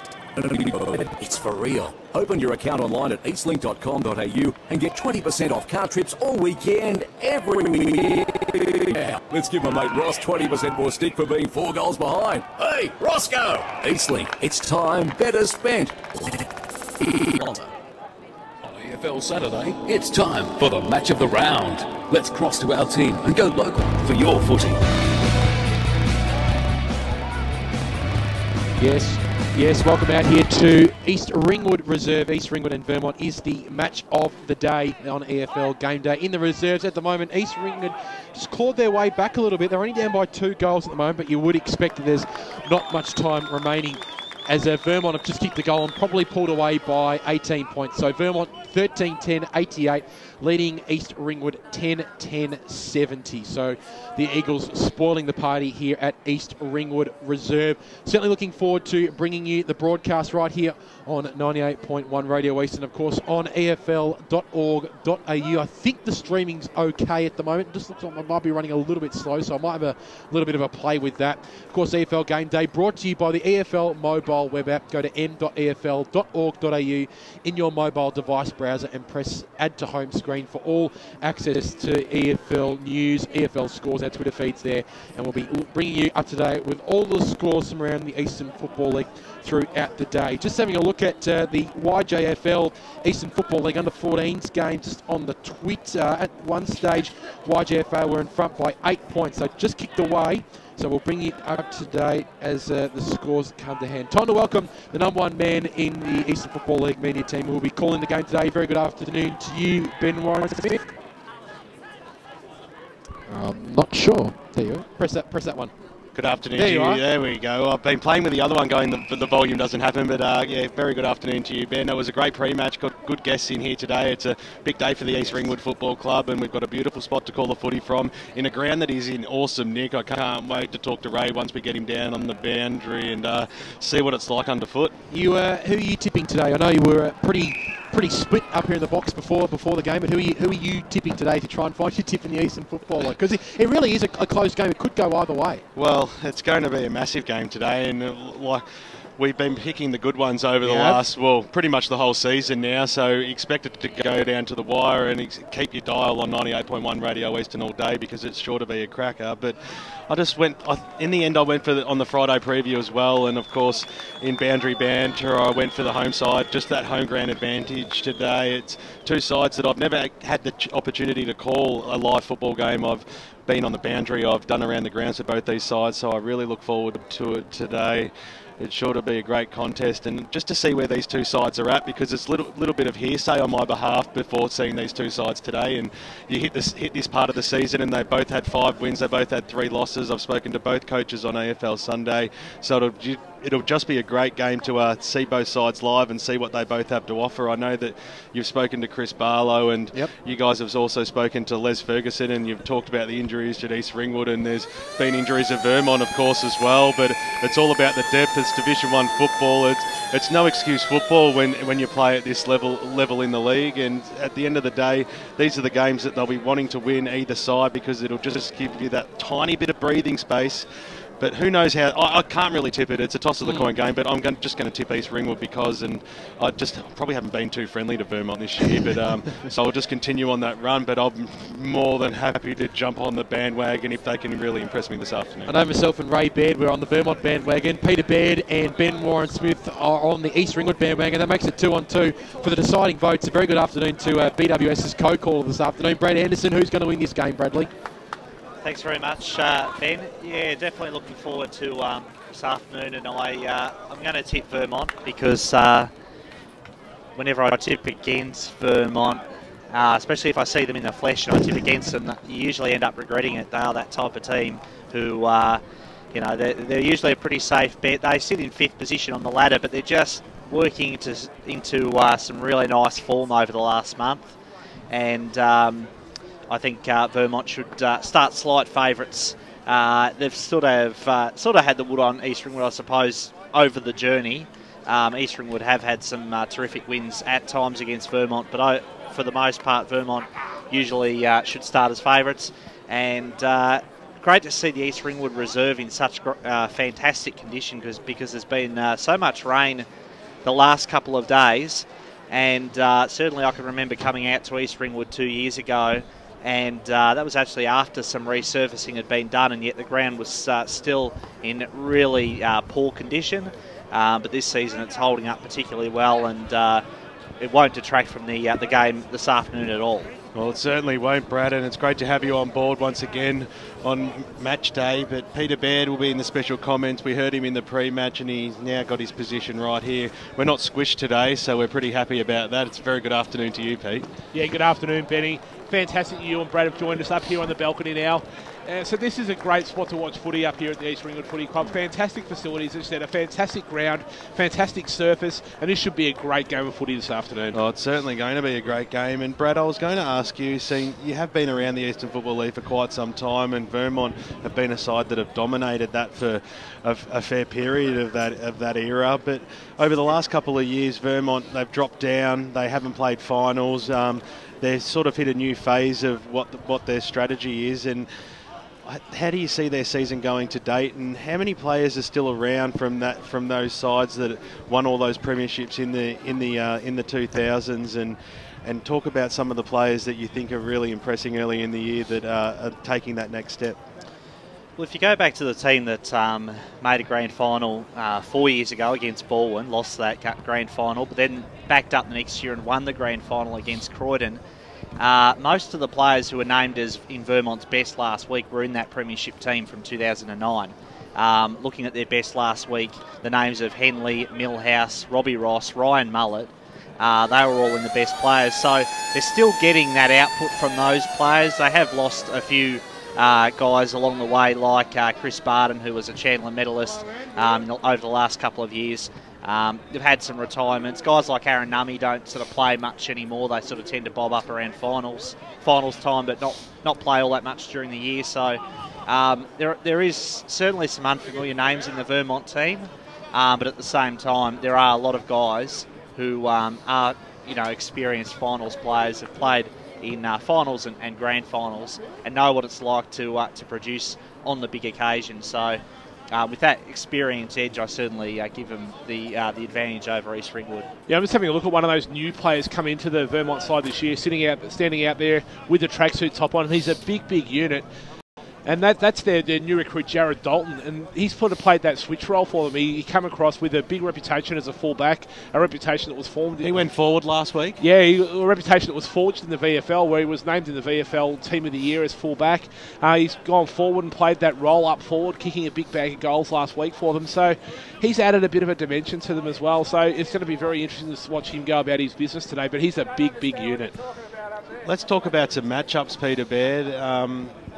Where do you see this game being won today? Two sides who sit pretty evenly matched across the board. We've seen the team sheets come out, and obviously sides are a little bit sneaky on a Friday afternoon, and they don't particularly put people in where they're going to line up on the day. But what do you see the game being won today in some of those key matchups? Well, I think although I've tipped East Ringwood, I think a huge matchup today is going to be who stands up in the ruck for East Ringwood. Andrew Renton's obviously out of the side, as is Tommy Goodwin. They're probably their first two choices in the ruck. They're coming up against a very established ruckman in Robbie Ross. So that's going to be a huge area where East Ringwood have to watch the ascendancy that Ross has. If he can give first use to guys like Mullett and Millhouse and those guys going through that middle, they're going to go a long way to winning the game. For East Ringwood, though, I really like watching Tony Van Rooyen go to do about his business. He's that midfielder that can go forward, kick goals as well. Vogel's at centre-half forward. Whoever gets the job on him from Vermont today really needs to watch the influence that he has on the game. So there is going to be a number of matchups right across the ground that are going to be pivotal in the way this one pans out. And I know that you gave your tip during pre-match, which was a very entertaining hour hosted by Ben Waterworth, and we thank him for that because he just quickly jumped off his microphone to make way for yourself, Pete. But the final siren's gone before we go on with that in the reserves earlier on. That's the siren just to really get the game started. What was that? Who won the reserves today? Vermont got up by 18 points in the reserves. It was a very close game all day. They sort of kicked away in the last quarter and recorded that 18-point victory. So Vermont, who were already sitting on top of the ladder and haven't lost a game for the year in the reserves, look pretty good too. Let's cross down boundary side thanks to Akira Urgent Care for the first time this afternoon to Ray Baird, who's flying solo today. How you going out there, Ray? I tell you what, boys, I'm going fine, but it is certainly cold out here on the ground. And there's a few drops of rain just starting now.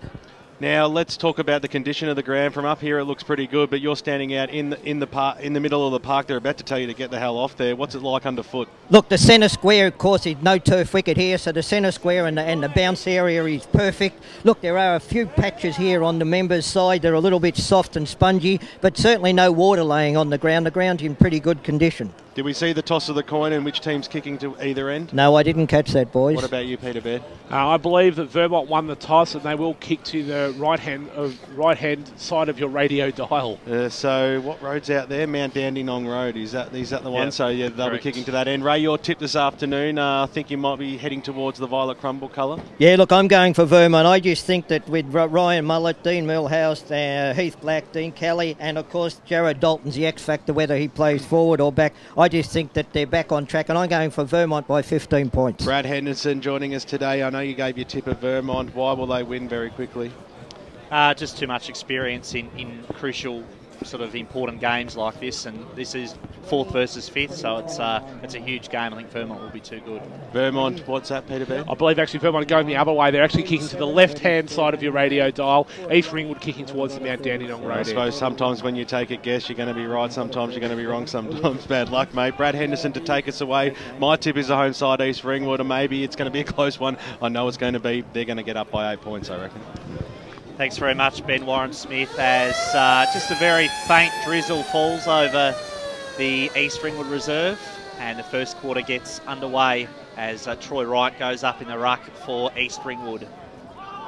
Ball spills clear, and immediately we'll have a ball up. So just 20 seconds gone in the first quarter. Little soccer kick off the ground. Chance here for Gibson. Takes possession. And not a popular decision, but there's a Vermont player hurt. That's Dean Kelly, but he quickly gets to his feet and is the recipient of the free kick. As you called it, Ben, no one standing the mark. Kelly drives it forward. Dalton was the target. Attacks the footy now. Grabbing a hold of it was Bird, but he was slung off his kick. Perry working hard back there for East Ringwood, and he's bundled over the boundary line for a throw-in. Ball in the forward pocket, no score thus far for either East Ringwood or Vermont. Ball to be thrown back into play. Rain just getting a little bit heavier. As I speak, quick kick has come out of the pack, and the goal has been kicked for Vermont. Wait just a moment to pick it up. It was, in fact, Lachlan Johns who kicked the first goal on the board for the Eagles. And Vermont lead by 6 points. Vermont one straight goal, East Ringwood yet to score. Yeah, that's a fantastic start there from Vermont. That's a start they really would have been looking to try and get that early jump on East Ringwood today. It's great to shark it out of the ruck contest, snap a goal truly, and they've opened up a 6-point lead very early on BWS. Ball back in the middle of the ground. It'll be Ross versus Wright. Umpire throws it up now. Ross got that tap down. Who's going to be the first to meet it? Van Roonen came across for the Roos, but the umpire's paid another free kick. It's going to go the way of Vermont, and it'll be Ryan Mullett. Waste no time. Has Kelly out across half forward. Takes a good mark. He's got a bit of speed about him, Dean Kelly. Kicks it long. It's his second season for Vermont this year in the pocket. Going to be rushed over the boundary line out of bounds, so we'll have our first boundary throw in for the afternoon. Boundary. Paid a free kick. Another free kick to Vermont, so they're getting quite a spread of free kicks from the umpire early. Let's cross down to Ray quickly, thanks to Akira Urgent Care. Yes, some interchange players for Vermont. We have Lachlan Ryan, David Leung, Mark Griffiths and Andrew Ellis. And for East Ringwood we have Carson McCartney, Tim McCoad, Gary Conyers and Tyson Walsh. There was a bit of a pot shot on the goal, Vermont. It was a tough position too, so from 45 metres out they've kicked their first behind. They move on the Bendigo Bank scoreboard to 1-1-7. East Ringwood are yet to score. Is there a bit of a wind down there thanks to Akira Urgent Care, Ray? Yeah, just a slight breeze going towards Vermont's end at the moment. So the ball brought back into our broadcast side, and a big fist over the top there from Robbie Ross, and he thumped it towards the boundary line. So 1-1-7. I think that was Lachlan Johns again who kicked the minus score there for Vermont. So he's got their entire score thus far. Quick kick around the corner came from Bird into open space. Purdy tries to run it down. Had his teammate there in support in Perry. Sweeping handball from Joel Perry into open space. And, gee, absolutely crunched then was Matty Blaha. Doesn't waste any time, quickly moves the ball on. East Ringwood chipping it around now. Giorgio, who was named in the best players last week in East Ringwood's slender win over South Croydon. Driving kick now for East Ringwood inside forward 50 for the first time. Evan Fayadonis there has the ball in his hands, but the free kick goes to the Eagles. And Waller hands it off to Kelly. Kelly into open space, finds Johnson, who spills the mark. That will be the order of the day in these slippery conditions. Had the presence of mind, though, to butter up and dish off the handball to Wilson. Wilson's kick into the path of Carmody. Shared it with Bird. Bird hard up against the boundary line. Measures the kick. It was a lovely pass in the end. And he found Galeno, who wastes no time. And the former East Burwood Ram kicks his first. And Vermont's second goal. Vermont doing all the scoring early. 2 goals, 1-13. East Ringwood are yet to score. Yeah, very unselfish play there by Bird. Ran inside that forward 50. Could have blazed away at goal. Lowered his eyes though, looked up, found his man Galeno in the goal square. He had probably 2 or 3 metres on his opponent. Was able to chip the ball effectively over the top to him. Very unselfish play. Very team-focused play. Chris Bale, I'll be very happy with his start from Vermont today. So the score is 13-zip in the favour of Vermont. As Ray told us, they've got a slender breeze at this moment, and the umpire throws it up right versus Ross. Ross got the tap down, but it went straight into the arms of Sharp, who banged it on the left boot, kicked it up towards half forward. Well trapped that time, that by War, but it smothered off the boot, and now the looks like the Eagles are going to clear. Waller got the handball into the middle. This time it was picked up by Ryan Mallett, who charged it forward looking for the Dalton direction over the back of the pack. Galeno, can he make it 2 in a minute off the ground? He tried to do a toe poke at the back of the pack. East Ringwood are going to have the numbers, and they'll look to clear to a kick that's banged out towards the half back line. It's going to be a foot race now. Who's going to be the first to pick it up? Van Roonen's out there. He's going to handball inside, finds Blaha, goes over the top again. They've got players in the middle. If they can spot it up, that's good. Matty Sharp takes a mark. He's got players even further out wide in Moosey. If he wants him, he elects to go inboard. Moosey might be the target, the recipient of the Gibson handball. He sold the dummy and went inside 50, kicked it up towards the hot spot. It was a 2-on-1 situation at the fall of the ball that time. East Ringwood, can they manage to factor something out of this? It's going to be David Bell. Squeeze it home, and he does too. Magnificent play by East Ringwood, just in the nick of time too. They'll put under a fair bit of pressure, and the umpires got his hand up in the air, but they're just talking amongst themselves. So East Ringwood get their first major on the board. They move to 1-6, 1 goal straight, 6. They're still trailing by 7 points though on the Bendigo Bank scoreboard as we cross the 7-minute mark. Peter Baird. Yeah, really like that play there from Zach Ward. He was outnumbered probably 2-on-1 by Vermont defenders there, but he was able to still bring the ball to ground, and Bell was exactly where you want a small forward to be, front and centre, and was able to snap from deep in that pocket. First goal for East Ringwood, kicked by David Bell, as Wilson has his kick smothered. It's a 7-point lead to Vermont at this stage. Ball still in the middle. Moosey's handball, though, was chopped off by Henley. Henley's kick was looking for Ross. Over the back, Mendez applies a tackle, high tackle in fact, free kick paid against Daniel Mendez. Matty Sharp for East Ringwood. So Sharp's kick, and towards Fayadonis. Fayadonis' kick inside the forward 50. Barry Murphy takes possession and over the boundary line. And I think Ray Baird on the boundary, our Akira Urgent Care boundary rider. I think there's a player wearing 33 out there for East Ringwood. We'll just try to pick up who that is. Kelly dished off a handball. Got it to Emily. And there's a free kick. It's going the way of the Roos. It's going to have to come back, in fact. So free kick goes to East Ringwood.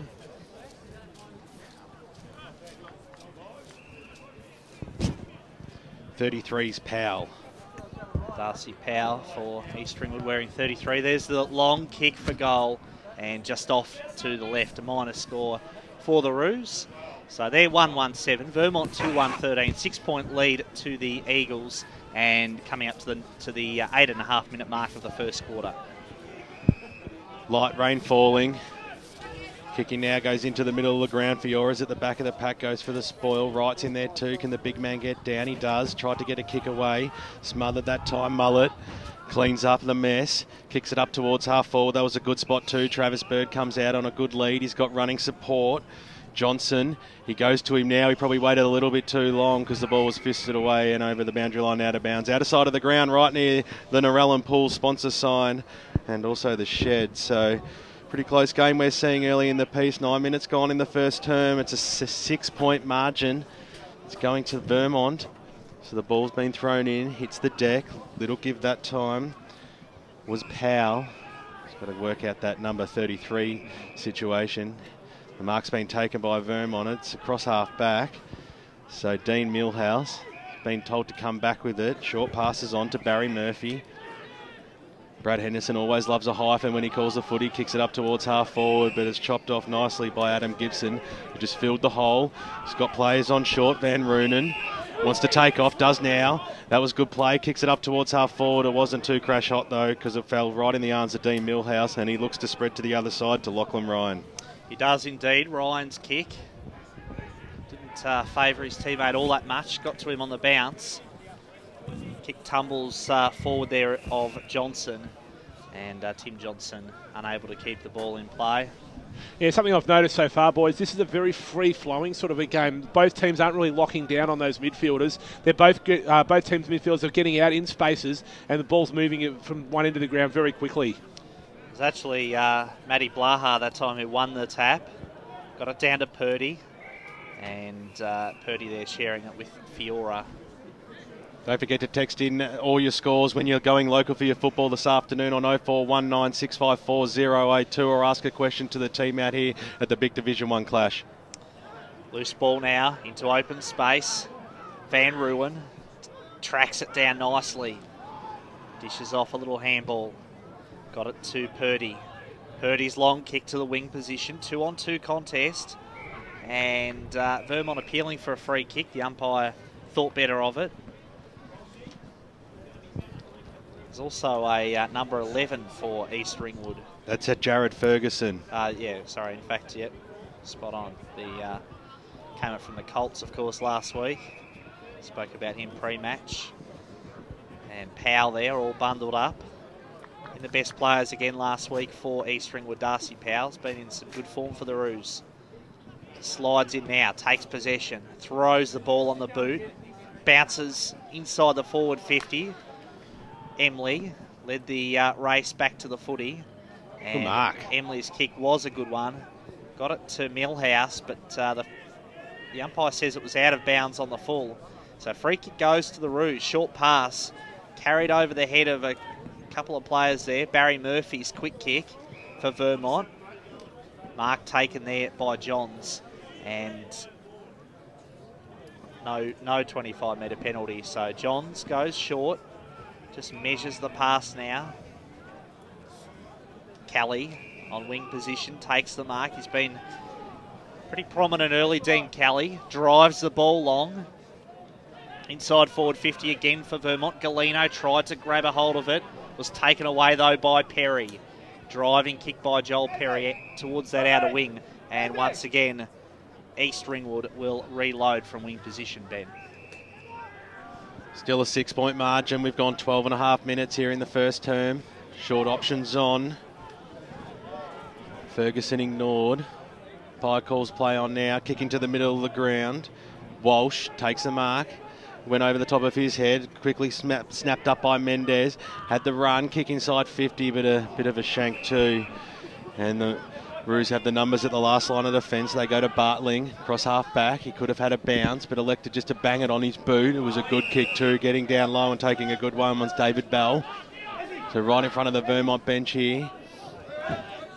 Haven't really used his side of the ground too much either side. And you wonder why too, because the kick wasn't too crash hot. Barry Murphy dropped what he should have taken right near the boundary line that trickles over. So about 75 metres out from the East Ringwood goals. One straight kick at square the ledger. The umpire now throws it in. Ross got the tap down. That was good. Went straight through the arms that time of Powell. Comes up to the wing position. Nicely picked up by Ryan on the left boot. Should have probably got a little bit more meterage, but it was nicely trapped by Bartling. They're mucking around with it both sides a little bit. Clean disposal, a little bit hard to come by. I wonder if Ray Bear can tell us down at ground level if it's a bit slippery. Thanks, Ray. Yeah, look, the ground is slippery. So players are certainly finding it hard, particularly on this wing here, to keep their feet. The umpire throws it in. It's now on the half-forward line for Vermont. Who can get a possession out of this? Ryan Mullett squeezed one through to Dean Kelly. Just had a little fresh air shot right near the Vermont bench. So they gained about 10 metres there. It's still 65 metres out from goal. Good umpiring already this afternoon. They're wasting no time. Restarting the play. Over the back of the pack, the ball was fisted. It came out to Wilson. He got down low, had the handball across to Barry Murphy. He attacked the ball well. The umpire was a long way away from play. Just when you give him a rap, he just probably missed one there. So he'll have a bounce right in front of us here on centre wing position. Umpire Jordan Buckingham. Umpire throws it up. It was picked up by Johns. Kicked it up towards the Dalton direction, but at the back of the pack taking good mark was Perry. Wants to move it quickly, Gibson. Make good space. Not about naming and shaming, Peter Baird. No, he's a good friend of mine, young Jordan, so... Isn't everybody? As the ball's been kicked, it's been smothered. It goes back to Perry, Latham. Still they're mucking around a tiny bit with it here. Blaha in the middle of the ground. They need to go direct. Gets a handball across to Conyers, who bangs it on the boot up towards the half-forward line. He's going to be at the fall. The ball, Bird kicked it across the body. Kelly's on the centre wing position. He's got good space. He might have a bounce or two here, Dean Kelly. He'll go over the top and probably go for the 1-2. That was good. He got that receive from Mullett, but put himself under pressure. Handballed it effectively to himself. But running across and smothering the ball was Matty Blaha. So we'll have a boundary throwing 40 metres out from goal, Brad. Vermont's end. He's had a great first quarter, Dean Kelly. He's proving to be very lively for the Eagles in this first term. He's just come off for a break though, and well-earned break. Mendez replacing Kelly on the field. Umpire throws it up. Ross, decisive ruck win this time into the path of Mendez, and the boundary line beckoning once more. 6-point lead to Vermont. The 3 goals that have been kicked in this game all came fairly quickly at the start, and it's just been a bit of a stalemate for the last 6 or 7 minutes. Van Ruin dished out a handball, was intercepted though by Henley, who gave it to Emley. Kyle Emley measures the kick to full forward. Good mark. And in the box seat, nice mark taken for the Eagles by Johnson. And Tim Johnson will go back and line up for his first goal and Vermont's third. Surprise selection in the 2008 grand final for Vermont. Tim Johnson picked ahead of Mark Cullen at the time, which picked ahead of Mark Cullen and Simon Frankish at the time, which was definitely a surprise. Johnson from straight in front has kicked the goal, makes no mistake, and 3 goals on the board now for Vermont. They lead 3-1-19. East Ringwood 1-1-7. Yeah, really strong mark overhead there from Johnson. He's only a small fella, but he was able to stand firm under marking pressure. But I really like the ominous signs in from Vermont with guys like Ryan Mullett getting involved, Nathan Henley and Tim Kelly, as we said before, all getting involved throughout that midfield for Vermont. Really promising signs, and they're looking to really run away early in this game. But East Ringwood need to shut them down and get back into it. It's only 2 goals to margin. The umpire balls it up. It was Ross versus Wright. Ross got the tap down. It's going to come down to Van Ruin. He had to be clever to get out of that one, and he was. He got the quick handball over to Walsh. Can he bang the ball on his boot? Good play in there by Nathan Henley to put his body on the line, and we'll have a restart in the middle of the ground, slightly favouring the East Ringwood end. Vermont, we've been told, have a slender breeze. It's a 2-goal margin to them. The umpire throws it up. It's a hot footy. There's about 8 players around the pill. Umpire just lets it go. Good tackle that time there by Sharp. The umpire has to restart it now. He's going to come in, so...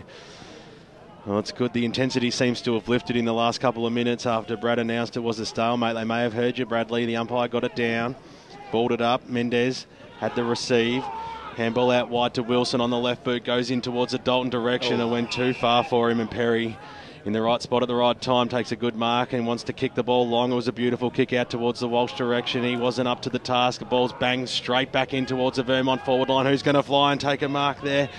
No one at full the ground. Oh, snap around the body and bouncing through for a goal. That is great play by Jared Dalton, front and centre by the big man. He played the role of a rover but managed to put another goal on the board to Vermont. That's their fourth, and on the Bendigo Bank scoreboard they move to 4-1-25. They lead East Ringwood 1-1-7. Yeah, great second effort then from Jared Dalton. I really like the fact that he was starting to get frustrated with some of the delivery that was coming in, being targeted at him, balls being kicked over his head and not being hit up as he's coming out and presenting on the lead. But that time, when exactly that same thing happened, he really continued to fight at ground level, was able to win the ball as a rover from the contest, as you said, and snap truly to kick Vermont's fourth. Handy buffer opened up now by Vermont of 18 points on the Bendigo Bank scoreboard. Vermont 4-1-25, East Ringwood 1-1-7. Vermont go forward once again. Kick forward there was by Leung, but it was chopped off by Gibson. Adam Gibson takes the mark for East Ringwood, goes short to half-back. Through the middle now, Conyers. The target was a searing pass, and Conyers was a bit too hot for him. Couldn't hold the mark. Loose ball now. Mullet strong, tackle applied, appeals for holding the ball, and Ryan Mullet there has been rewarded for his tackle. So free kick goes to Ryan Mullet, who's been such a great player over the last 5, 6, 7 seasons for Vermont. Backpedaled with the handball to Waller. Waller's kick to the outer wing. Free kick was paid, but the advantage was also paid, so Vermont moved the ball forward. Gibson, lovely pick up, one-handed in the wet conditions, did it really well. Bartling goes back with the handball to Gibson. Gibson transfers play across the face of goal. Dangerous kick, Dalton with the fist. Kelly sharked the pack. Dean Kelly all wrapped up, and East Ringwood there dodged a bit of a bullet. They managed to force the ball up. It's on the arc. What's that, a 40 metre, 45 metre arc, I'd suggest, from goal for East Ringwood. And that's where the secondary ball up will occur as well. Text in your scores on 0410654082 as you go local for your football today. Umpire throws it up into open space. East Ringwood do pretty well. Blaha got it to a teammate who booted it forward. It was Musi. Musi's kick inside forward 50 now. Waller. Little handball was effective. And Barry Murphy, that's Xavier Barry Murphy for Vermont, goes very short. Got it to Henley. Nathan Henley at half back for the Eagles. High up and under kick to true wing position. Ross palmed it down very nicely to Griffiths. Into open space, Kelly, who's been electric in this first quarter. Dean Kelly's short pass, and it was a lovely pass. Hits Galino on the chest, and that was great footy from the Eagles. Don't leave a player like Dean Kelly by himself across half forward, Peter Baird. Yeah, it's just interesting to watch the way he gets space out of those contests. The East Ringwood on-ballers get sucked into the contest when there's a stoppage. Dean Kelly sits off the back of the stoppage, and as soon as they turn the ball over and Vermont break away, he just runs into open space and is able to use it so effectively. Adrian Galino, very handy goal sneak for a number of years at East Burwood. Now Vermont, left footer, lovely kick, makes no mistake. And now 5 goals on the board for Vermont. 5-1-31. East Ringwood a 1-1-7. Galino's got his second on the Bendigo Bank scoreboard. Yeah, he's just been electric so far, Dean Kelly said. He's able to make that space, break away, but he's just got such good disposal and hits the target every time. Adrian Galino's been fantastic as well. He's presenting as that smaller option. Jared Dalton's down there as well. So they've just got a really good setup at the moment going forward, Vermont, and they've opened up, as you said, that 4-goal lead. Let's go around the grounds with Ben Waterworth. Thanks, Ben. Yeah, Yarra Juniors 7-6-48 unfortunately defeated the EFL 5-5-35 and the other 14As interleague. Umpire throws it up in the middle of the ground. It's going to be Vermont again to get the clearance. This is Nicholas Mendez on hands and knees. The ball comes charging through. Oh, that was a really good bit of play by Nathan Henley. Kick off the ground by Johns. Goes up towards the Galeno direction. The man who kicked the last goal, he was clever enough to give the handball to Mendes. Put himself under pressure. Had the run of Lung, who's just come in, and I was just about to celebrate a good goal there. But the umpires pulled him back, and probably a rare free kick to East Ringwood. Where's Grant Campbell when you need him for a free kick tally in the stats this afternoon? afternoon, but the boys are definitely going to help us out on the balcony from either club and give us some stats for half-time, so we'll know exactly what's happening. Conyers has it across half-back, kicks it up towards the half-forward line, over the top of right. It's going to bounce over the boundary line and out of bounds, about 75 metres out from the East Ringwood goals. They currently trail. They are 1-1-7. Vermont a 5-1-31, so a 4-goal lead on the Bendigo Bank scoreboard. East Ringwood will be looking at the 23-minute mark, Peter Baird, to get a couple of late goals. Oh, they certainly will, and they need to before quarter time. Interestingly enough, boys, the lights have just come on out here at East Ringwood Reserve. It is very dark out there.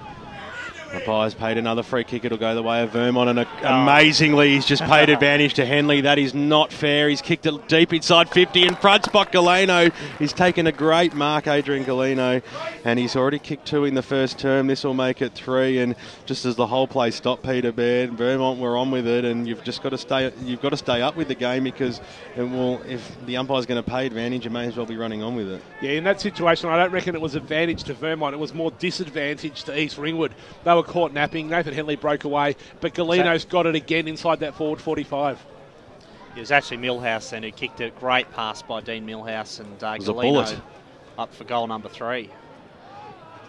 It's right within his range. Galeno, drop punt, doesn't move. The goal umpire straight over his head. That's his 3rd, and that's Vermont's 6th. Haven't they started well, the Eagles, this afternoon on the Bendigo Bank scoreboard at the 25-minute mark? Vermont moved to 6 goals, 137. Handy lead of 30 points. East Ringwood at 117, Pete. And it's exactly the start that they would have been looking for today. As I said, it is a big crowd out here. A lot of the East Ringwood Life members out here, and it's really silenced the crowd. They're a little bit stunned at the moment, but those Vermont supporters, they're very loud and raucous. Their team's got off to a flyer. You're not wrong there. 6 goals, 137 on the board for Vermont, and East Ringwood 117. Back in the middle once again. Galeno has 3 of Vermont's 6 goals thus far. So a 30-point lead to the Eagles, and they can do no wrong at the moment as Wright wins the tap out of the ruck, but plenty of players swamping the ball then. Let's go around the grounds with Ben Waterworth. Whitehorse Pioneers and Heathmont locked at 2-4-16 apiece. Knox by 21 points over East Burwood, and Donvale by 25 points over Mulgrave. Ball inside forward 50 now for East Ringwood. Quick kick around the corner came from Barry Murphy.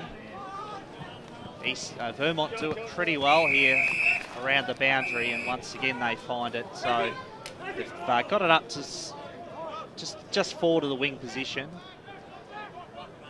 Boundary throw in. Tap one down there. It was intended for Mullet from the hands of Dalton. High handball by Wilson. Griffiths attacked the footy. Gibson, who's had a very good first quarter for the Roos, gave it to Wright. Onto Van Rooyen. Confronted by Kelly. Gave it off to Gibson.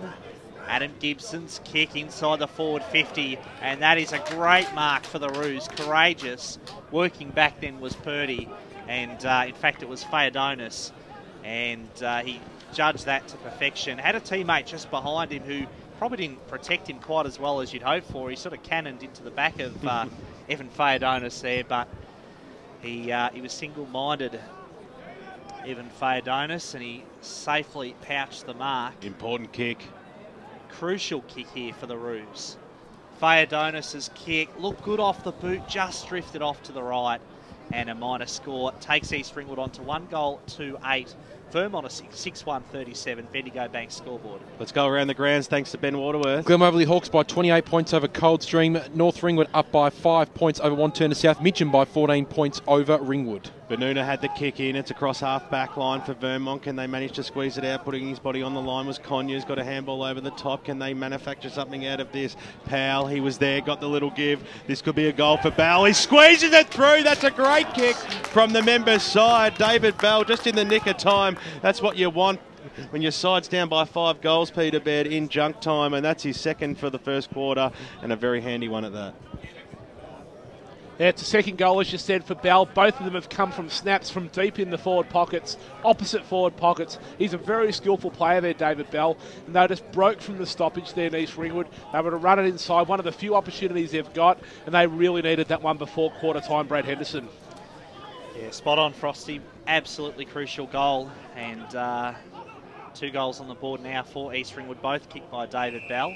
2-2-14 plays Vermont 6-1-37. More scores are coming in, Ben Waterworth. They certainly are. Templestowe 3 straight 18, leading Baronia 2-2-14.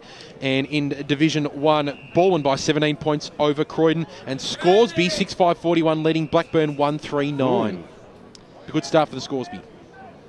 Great start there for the Magpies, as it is for Vermont here, as the free kick goes to Troy Wright. Wright's kick to half forward. Siren sounds to end the first quarter. And it was a first quarter which for the most part was dominated by the Vermont Football Club. At quarter time, Vermont 6-1-37. East Ringwood 2-2-14 on the Bendigo Bank scoreboard. Adrian Galino's kicked 3 for the Eagles, and David Bell has 2 goals for the Roos. It's all happening out at the Maroondah Sports Club at the East Ringwood Reserve. Get down here, the weather is holding off. A great game of Division 1 local football today right here on EFL Game Day. 98.1, we'll be back with all the division scores with Ben Waterworth right after the break.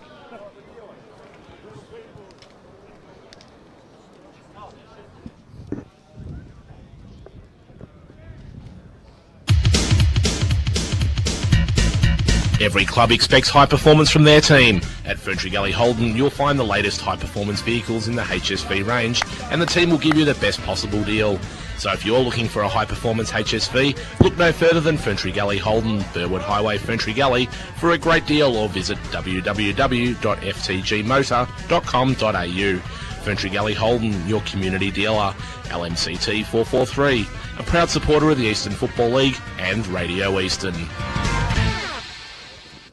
20% makes a lot of difference. Imagine your team kicking 20% less goals and being 20% behind on the scoreboard. Actually, let's not. Now, imagine using a Breeze Tag account on Eastlink and getting a 20% discount on all weekend car trips. No need to imagine, it's for real. Open your account online at eastlink.com.au and get 20% off car trips all weekend, every weekend on Eastlink. Now, let's give my mate Ross 20% more stick for being 4 goals behind. Hey, Roscoe! Eastlink, it's time better spent, like at the footy. Program sponsor. In desperate need of some windows but your budget's too tight? Never fear, because the team at T&B Window Warehouse has the right solution for you. We have surplus windows to suit the needs of any budget. We're located at 120 to 124 Bayfield Road East, Bayswater North. Give us a call, 8727 7506. That's 8727 7506. T&B Window Warehouse. Don't forget the name, part of the EAL and AW Transport Group. Number 1 in window transport.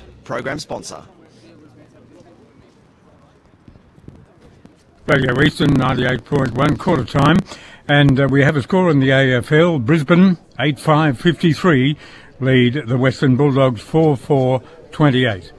Radio Eastern 98.1. In desperate need of some windows but your budget's too tight? Never fear, because the team at T&B Window Warehouse has the right solution for you. We have surplus windows to suit the needs of any budget. We're located at 120 to 124 Bayfield Road East, Bayswater North. Give us a call, 8727 7506. That's 8727 7506. T&B Window Warehouse. Don't forget the name, part of the EAL and AW Transport Group. Number 1 in window transport. Program sponsor. EFL Saturday Game Day continues. Let's head back and go local for your footy. Quarter time here at East Ringwood, and it is Vermont who have got the charge. 6-1-37 to East Burwood 2-2-14. Going along very nicely are the Eagles at the moment. They currently hold a 23-point lead. But there are plenty of other games going around the Eastern Football League at the moment. South Croydon and Norwood. South Croydon 5-2-32, leading Norwood 2-5-17. Out at East Burwood. East Burwood 1-2-8, trailing Knox 4-5-29. Baldwin 3-1-19, leading Croydon at 2 behinds. And Scoresby, this is a big one so far, Scoresby 6-5-41, leading Blackburn 1-3-9. In Division 2, Murrelbach 7-4-46, leading Doncaster East 1-3-9. Montrose 3-4-22, leading Bayswater 2-2-14. Donvale 5-1-31, leading Mulgrave 1 straight 6. And Doncaster 3-1-19, leading the Waverley Blues 2-1-13. In Division 3, the Glen Waverley Hawks 4-4-28 are leading the Coldstream Footy Club, yet to score. Mitcham 4-4-28, leading Ringwood 2-2-14. Templestowe 3 straight 18, leading Baronia 2-2-14. The Wildest Pioneers and Heathmont locked at 2-4-16 apiece, and North Ringwood 2-6-18 to the Wantirna South Football Club 2-1-13. Still waiting for some scores to come through from all Division 4 clubs, so text through to my number here if you are a score representative of Division 4. Make sure you text that through. But just repeating the score here at East Ringwood, 2-2-14 are the Roos. Vermont 6-1-37. And of course in the interleague game today, the under-14As, YJFL 7-6-48 defeated the Eastern Football League 5-5-35. In some other scores that have just come in through now, Upper Ferntree Gully 1 behind Roeville. You'll enjoy this one, Peter Baird, 4-7-38. And Peter Baird, your thoughts on the first quarter so far? No, it's a great game of footy. It was very open and free-flowing early on there. It sort of tightened up later in the quarter, but Vermont have got off to an absolute flyer here. That 23-point lead they hold at quarter time is really reflective of their dominance they've shown in this first quarter. Just some stats that reflect that. Vermont 32 contested possessions to East Ringwood 20 in the first quarter. Vermont 15 inside 50s to East Ringwood's 9. They're winning the clearances as well, 11-7 Vermont's way. And the tackle count, East Ringwood lead that 20-13, which is a bit of a reflection that Vermont have had more of the ball and East Ringwood are doing a little bit more chasing and tackling. So thanks to Jeff Pizzaglo and the East Ringwood statisticians for those stats. And more importantly, thanks to Yarra Valley Water. Thanks, Be Smart, Choose Tap. Let's cross down boundary side to Ray Baird, thanks to Akira Urgent Care. You happy with that first quarter, mate? Oh, the scoreboard was good. Yeah, our pressure counts are up, inside 50s are up, scores on the board. So yeah, we're happy with the start. We'll take that any day. You had a lot of the ball out of the centre, but there was on several occasions they just bombed it into the forward line. Yeah, look, we've trained for that a lot during the week, and it was disappointing, and that was probably the message I gave them then, that we don't want to go to where we're kicking it. We've got areas where we want to kick to, and we'll see if we can fix that up in the second quarter. Thanks, Chris. Thanks. Good work, Ray Baird. Thanks to Akira Urgent Care with Vermont coach Chris Barlow. Good start for the Eagles, 6-1-37, leading East Ringwood 2-2-14. Some other scores just coming through now. Churnside Park 3-3-21, Warrandyte 4-3-27. Good start for the Bloods out there. In Division 4, Surrey Park trailing Nunawading 5-2-32, leading the Surrey Park Football Club 1 behind. So not a great start there for Surrey Park. And some other ones, as I just said before, Upper Ferntree Gully 1 behind Roeville, 4-7-31, so a 30-point margin. Let's cross down at boundary side, thanks to Akira Urgent Care, to Ben Warren-Smith. Thanks, Benny Waterworth. I was over at the East Ringwood huddle at quarter time. Macca was taking this one for most of it as Bernie hobbled his way across to the boys, but it was all about just creating some more forward pressure. They seem a little bit stagnant at the moment, the Roos. They needed to kick it to the hot spot. They just needed to give it to their runners. Bernie wants them. He came in at the last minute and he said, get it and go, put the pressure on and claw their way back into this contest. Well, the ball's at half forward for Vermont, and they get the first clearance of this second quarter, kicking to the Mount Dandenong Road end of the ground in the second term. High throws it up, close to the boundary line. Mullet tries to take possession, can't do so. So 23-point lead to Vermont, 6-1-37.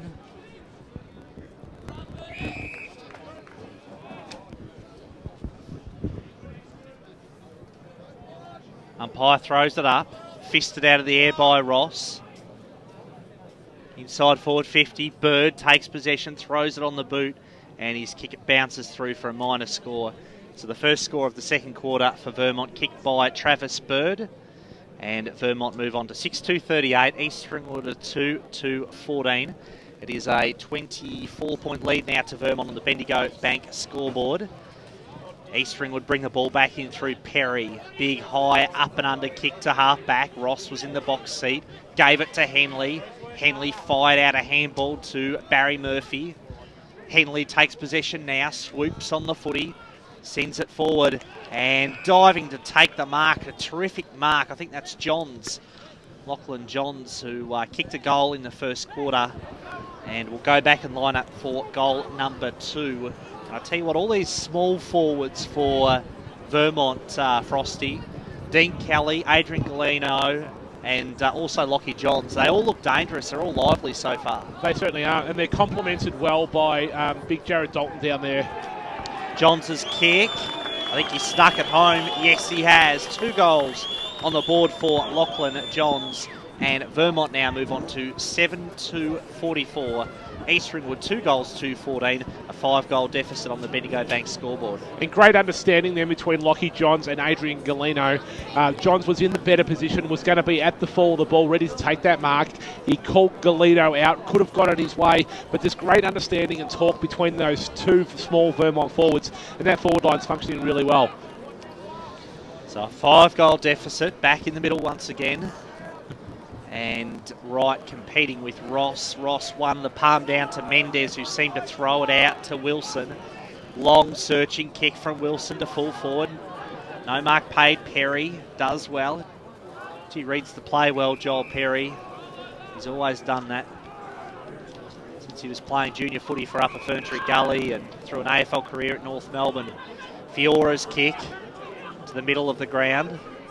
Little handball from Van Rooyen. This is promising from the Roos. Nice build up. Kicking to open space now to 2-on-1, which favours Vermont. The ball on the wing position. Socket off the ground for the Eagles by Bird. And Travis Bird there. Pretty happy to see the boundary line come into play. So 30-point deficit in the way of Vermont. Umpire throws it back in. Free kick's been paid. It will go to East Ringwood. Aaron Fiora. So Fiora, usually pretty damaging off that left foot. This isn't his best effort though, into open space. Carried over the head of Blaha. Henley shared it with Dean Kelly. Little lateral kick. It was very, very clever from Kelly then. Got it to Wilson. Floating kick from Wilson. And Adam Gibson had that kick well and truly scouted. Shares it with Perry. Right now takes possession. Gave it to Blaha. Came off hands to Sharp. Sharp belts the kick forward.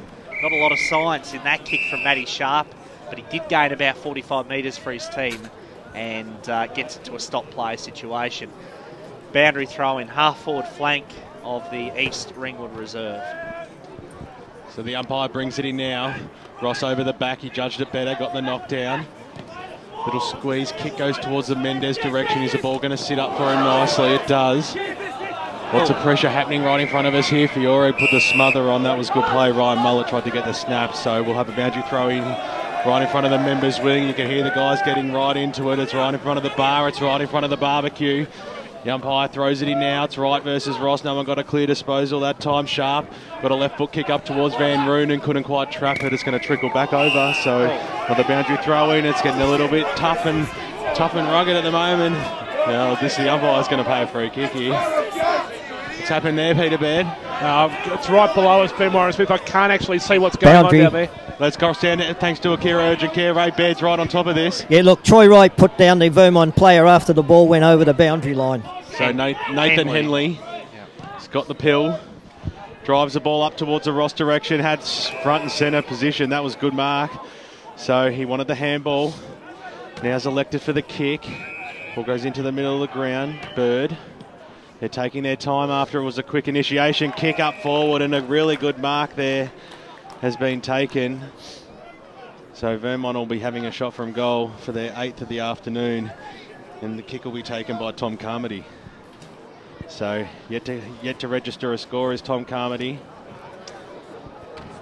Will be kicking from about 45 metres out directly in front to stretch the lead to 6 goals. It's a big kick and it goes straight through the middle too. Tom Carmody puts through his first, and that's Vermont's 8th. Haven't they started this game well? They're here to play this afternoon, and on the Bendigo Bank scoreboard they moved to 8 goals to 50. And there, it's a big lead now, Peter Baird. East Ringwood only the 2 on the board, 2-2-14. Yeah, and where they're really getting their dominance and their first use of the ball from the stoppages is through the influence of Robbie Ross. He's been absolutely fantastic then. He was the one that centred the ball then to Carmody. He's had a great influence and start to this game and have to be an early contender for the best player on the ground. 6-goal lead now for Vermont. Biggest lead of the day so far. 50 playing 14 on the Bendigo Bank scoreboard. Handball shot out there by Leong. Promising build-up again from Vermont. Galeno close to the boundary line. Yeah, can't quite keep the ball in play. Last goal kicked by Tom Carmody, premiership player in 2008 at the Wantirna South Football Club. One of many premiership players in this Vermont team. A lot of players over the footy. Huge pack of bodies around the football. East Ringwood pretty keen, you'd think, just to try to stem the bleeding at the moment. It's a 6-goal deficit. And they've well and truly been jumped in this first half. Still a stalemate. Nobody able to get an effective disposal away. Umpire to ball it up. Calls time off. Let's go through some of the stats that matter thanks to Choose Tap, Peter Baird, in the first quarter. Well, it was Vermont's contested possession where they really led the mark, 32-20, as we said at quarter time. And they've dominated inside 50s and clearances. Inside 50 count 15-9 and their clearances 11-7. That's been the real story of the game so far. So behind was scored by Vermont out of the stoppage, a quick kick. So Fiora will have the kick in. So they just keep stretching their lead. It's 51 taking on 14. So just over 6 goals is the margin. Fiora for the Roos, kicks it towards Van Roonen. Ball didn't hit there. Mullet on the burst from 50 metres. Mullet kicks a goal, and this game could nearly be over early in the second quarter. We've only gone 9 minutes too. And Ryan Mullet, what a superstar he is too, puts through his first for the afternoon, and from 50 metres just went absolutely bang, Peter Baird. And well, the gate is slowly shutting. It certainly is, but the real story then was a real penetrating kick out from fullback from Fiora, but there's just nobody from East Ringwood there. The Vermont player marked uncontested, hands it off to Mullet, who basically just strolled to the 45-metre line, bangs it on the boot, and it's just sailed straight through. That's Vermont's 9th, and as you said, the horse may have bolted here for East Ringwood. Vermont out now to a 43-point lead. I disagree with you that there was no one there for East Ringwood. I think it was a bit of a shank from Aaron Fiora from the kick in, so a little bit stiff. There was at least 3 players for East Ringwood around the ball, and it was a bit of a helicopter punt. So yeah, just able to mark uncontested though, and that was the real concern for Bernie Deneen. Something he has to watch. You can't just give a team like Vermont uncontested possession of the ball at a real dangerous spot on basically right in front of goals, 50 metres out, and they're going to hurt you every time, as they did then through Ryan Mullet. 43-point lead to Vermont, back in the middle. Powell throws the ball on the boot, bounces it forward. Waller with the fist from behind did well. Got it down to Barry Murphy, into the path of Wilson. The rain's just getting a little bit heavier now at East Ringwood Reserve. Let's have a look at some of those Division 1 scores at quarter time. Thanks, Ben Waterworth. South Croydon by 15 points over Norwood. Knox by 21 points over East Burwood. Baldwin by 17 points over Croydon. Scoresby by 32 points over Blackburn. And Lilydale by 5 points over Noble Park. Dalton almost seemed to be interfered with. He certainly played for the free kick. Wasn't paid. Van Rooyen's long kick was effective. Ball given off to Bell. Bell from outside 50. Driving kick drifts across the face of goal. No mark taken. Ball out of bounds now. The umpire said well, it was a delayed decision. You could see the water carrier there on the boundary, who was in the absolute perfect position. Yarra Valley water carrier. Boundary. He was amazed that the ball hadn't been called out of bounds. Ray Baird on the boundary. Yeah, look, East Ringwood have got some injury problems here. They've got 2 players in off the ground now, both with ice packs on their shoulder. One is Carson McCarthy, and the other one is Matthew Blaha, and I don't think either of them will be back on the ground at all. High up and under kick to half forward. And Dalton that time just misjudged the flight of the kick slightly. Ball out of bounds for a throw in. It's getting very cold all of a sudden. The temperature's dropped a couple of degrees in the last few minutes, I reckon. Back into play, Ross palms it down. Ball missed there by McIntyre. Leong, who's been pretty good in the first quarter, seemed to throw it out that time to Johns. No free kick. Bird, slick handball to Mendez. Off to Johns. Henley, hard up against the boundary. Just kicked an amazing goal from just inside the field of play. He had players all around him, and somehow Nathan Henley's conjured up some magic and kicked, without a doubt, the goal of the day to this stage. Oh, just threaded the eye of the needle then, Brad Henderson. That was a fantastic kick for goal from Nathan Henley, as you called fantastically. That's why they call you the accurate one.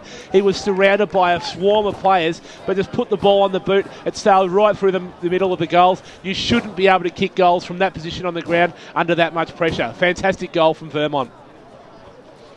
Yeah, well, they're running away with it now, the Eagles, as the rain falls down. Purdy went up this time against Ross. No one got the clear tap out. Charging through was Muller, got a handball over the top of his head, looking for the Henley direction. They're going backwards to go forwards. Vermont, but it's working well for them now. Charging across there. It's Barry Murphy trying to get a handball out. Ross gets it, bangs it on his boot, kicks it deep inside the forward line. Charging out from goal is Travis Bird. Can he manage to trap the ball? It's right near that boundary line. It might even stay in. The Roos have the numbers. They're going to clear it now. Ball comes to Bartling. He's going to switch the play again. It's not too bad either because he had players running out wide. There's Gibson. Gibson kicks it up towards the wing position. Wilson was the first flyer. So ball goes over the boundary line now to bound. So out of sight of the ground, centre wing position. That's the kick out of defence that East Ringwood will really have to watch. They've butchered that kick. They haven't been able to consistently hit their targets. That's something Bernie Dunedin really has to address, because if they continue to turn the ball over, it comes back with twice as much venom from Vermont. Purdy got it down that time to Van Roonen, and the Roos go forward. Can they get the ball? At the fall, the ball is Millhouse. He's going to get it now. The 1-2. The Eagles, they're surging the ball out from the half-back line. The kick goes up towards the wing position. Who's going to be there? Galeno. He's been clever all afternoon, and this was no exception. Takes a mark on centre wing. Wants to swing around on that left boot. Kicks it deep inside the forward line over the back that time of Bird, who's going to have the run of the ball. Dalton's down there. Can the big man get down? No, he can't. The Roos, they're going to clear. Well a very good play too. McIntosh, well, he was all by himself too. The kick was an absolute shank, and the ball goes over the boundary line now to bounds. So it's still deep in the Vermont forward line. That was a bit of a let-off, Pete. Oh, it certainly was. But once again, that last kick coming out of defence is the one that East Ringwood really have to tighten up on. Ball's thrown in, players wrapped up very quickly, so we'll have another bounce.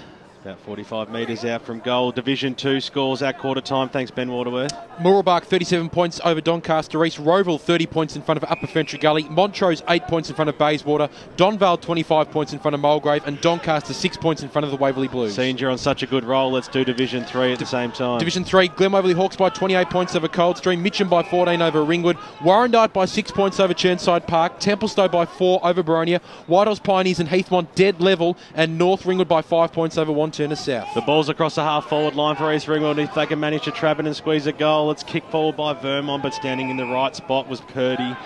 So he's been taking the ruck position for about 5 minutes or so. Short passes on to Gibson. He's got players out wide. Kick goes deep inside the forward line towards the Van Roonen direction. There's players everywhere for Vermont. Henley got a fist on it. It only went as far as Giorgio's in there too. The umpire's going to come in and bounce it. So at least it's in the East Ringwood forward line, Peter Baird. It's been few and far between the forward entries in this second term. Yeah, I'm not sure whether East Ringwood have had a ball that deep at this quarter into their forward 50. They need to try and capitalise and close that margin. Ross went up unattended and managed to get a good 20-metre fist on the ball. Coming charging at it that time was a good play by Ryan Mullet. Jeez, he goes in hard all the time. Dean Kelly out wide. He's been left alone a little bit too much already in this first half. Managed to take space and then kick it up towards half forward. But Aaron Fiora was a pretty ordinary kick. Stands true. Moves the ball on to Adam Gibson. They've got players through the middle. That was a good pass that time. Ball's still in the middle of the ground. You heard Brad Henderson go, ooh, as East Ringwood charged the ball forward through Bird across to Van Yoon, and it was a bit of a miss kick, but it found the target. Kelly stands the mark. The ball's kicked in towards centre half forward, and the good mark has been taken there by David Bell. So he's already kicked 2 for the afternoon. He'd have to fancy himself from here. He's kicked his sides, only 2 goals. So from about 55 metres out. We've seen him kick those 2 goals, though, probably post height. So I don't think the distance will be any problem. Yeah, but look how many guys are back on the line to try to make sure it doesn't go Bell through. kicks it from 55 metres and it goes straight over the goal umpire's head. It was absolutely never in doubt too. I was pretty confident of that one, Peter Betters. You have a little chuckle, but East Ringwood, well, if that's not enough to get you fired up, that call for that goal, I don't know what is. And they're only trailed by 7 goals now on the Bendigo Bank scoreboard. Yeah, only 7 goals. It's still a long way back for East Ringwood at the moment, Ben Warren-Smith. But I think you were a little bit generous there to David Bell. They're 40-metre arcs, I believe, out there. So it was probably kicking from 45 rather than the 55. But either way, fantastic. The ball travelled easy 60. It carried over the fence with a pretty heavy ball. So it was a great kick there by David Bell. Free kick there goes against Mullet. And it will go to Conyers. Gary Conyers for East Ringwood. Kicked 4 goals last week. The Roos just starting to... well, they've only kicked that 1 goal, of course, in this quarter. But they've got the clearance this time. Conyers got it to Bell. Bell's kick was pretty effective. Free kick goes the way of Theodonis. Evan Theodonis off a step. Ross with the fist. Smacked it down. Musi. Little handball was blocked. Waller does well. Kick was smothered. And we'll have a boundary throw in outer side of the East Ringwood Reserve. 43-point lead to Vermont on the Bendigo Bank scoreboard. Ben Waterworth. Division 4, the Basin and Forest Hill dead level at quarter time. South Belgrave by 19 points over Canterbury. Park Orchards by 11 points over the Eastern Lions. Kilsyth by 5 points over Sylvan. And Nunawading by 30 points over Surrey Park. It was Conyers there who won the tap down. Got it to Sharp. Somehow the ball is extricated from the pack. And the boundary line is found on this occasion in front of Travis Bird. I think Bernie Deneen's had enough of the influence of Dean Kelly as well. He sent Alex McIntosh out there to stand right alongside him and tag him. Doesn't want him getting those free possessions. It's part of the reason why Vermont have been able to open up this lead. Tap was won down that time by Wright. Into open space. Ward applies a tackle. Theodonis swoops on the footy. Gives off a little handball. He had to be holding the ball there against Gibson. He had it forever.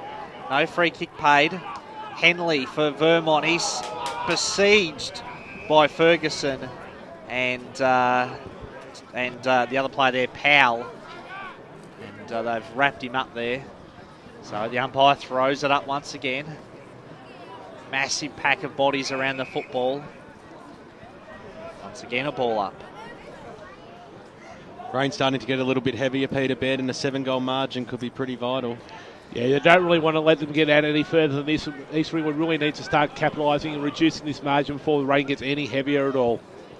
Well, thumping kick off the non-dominant side there from Henley. Finds Bird.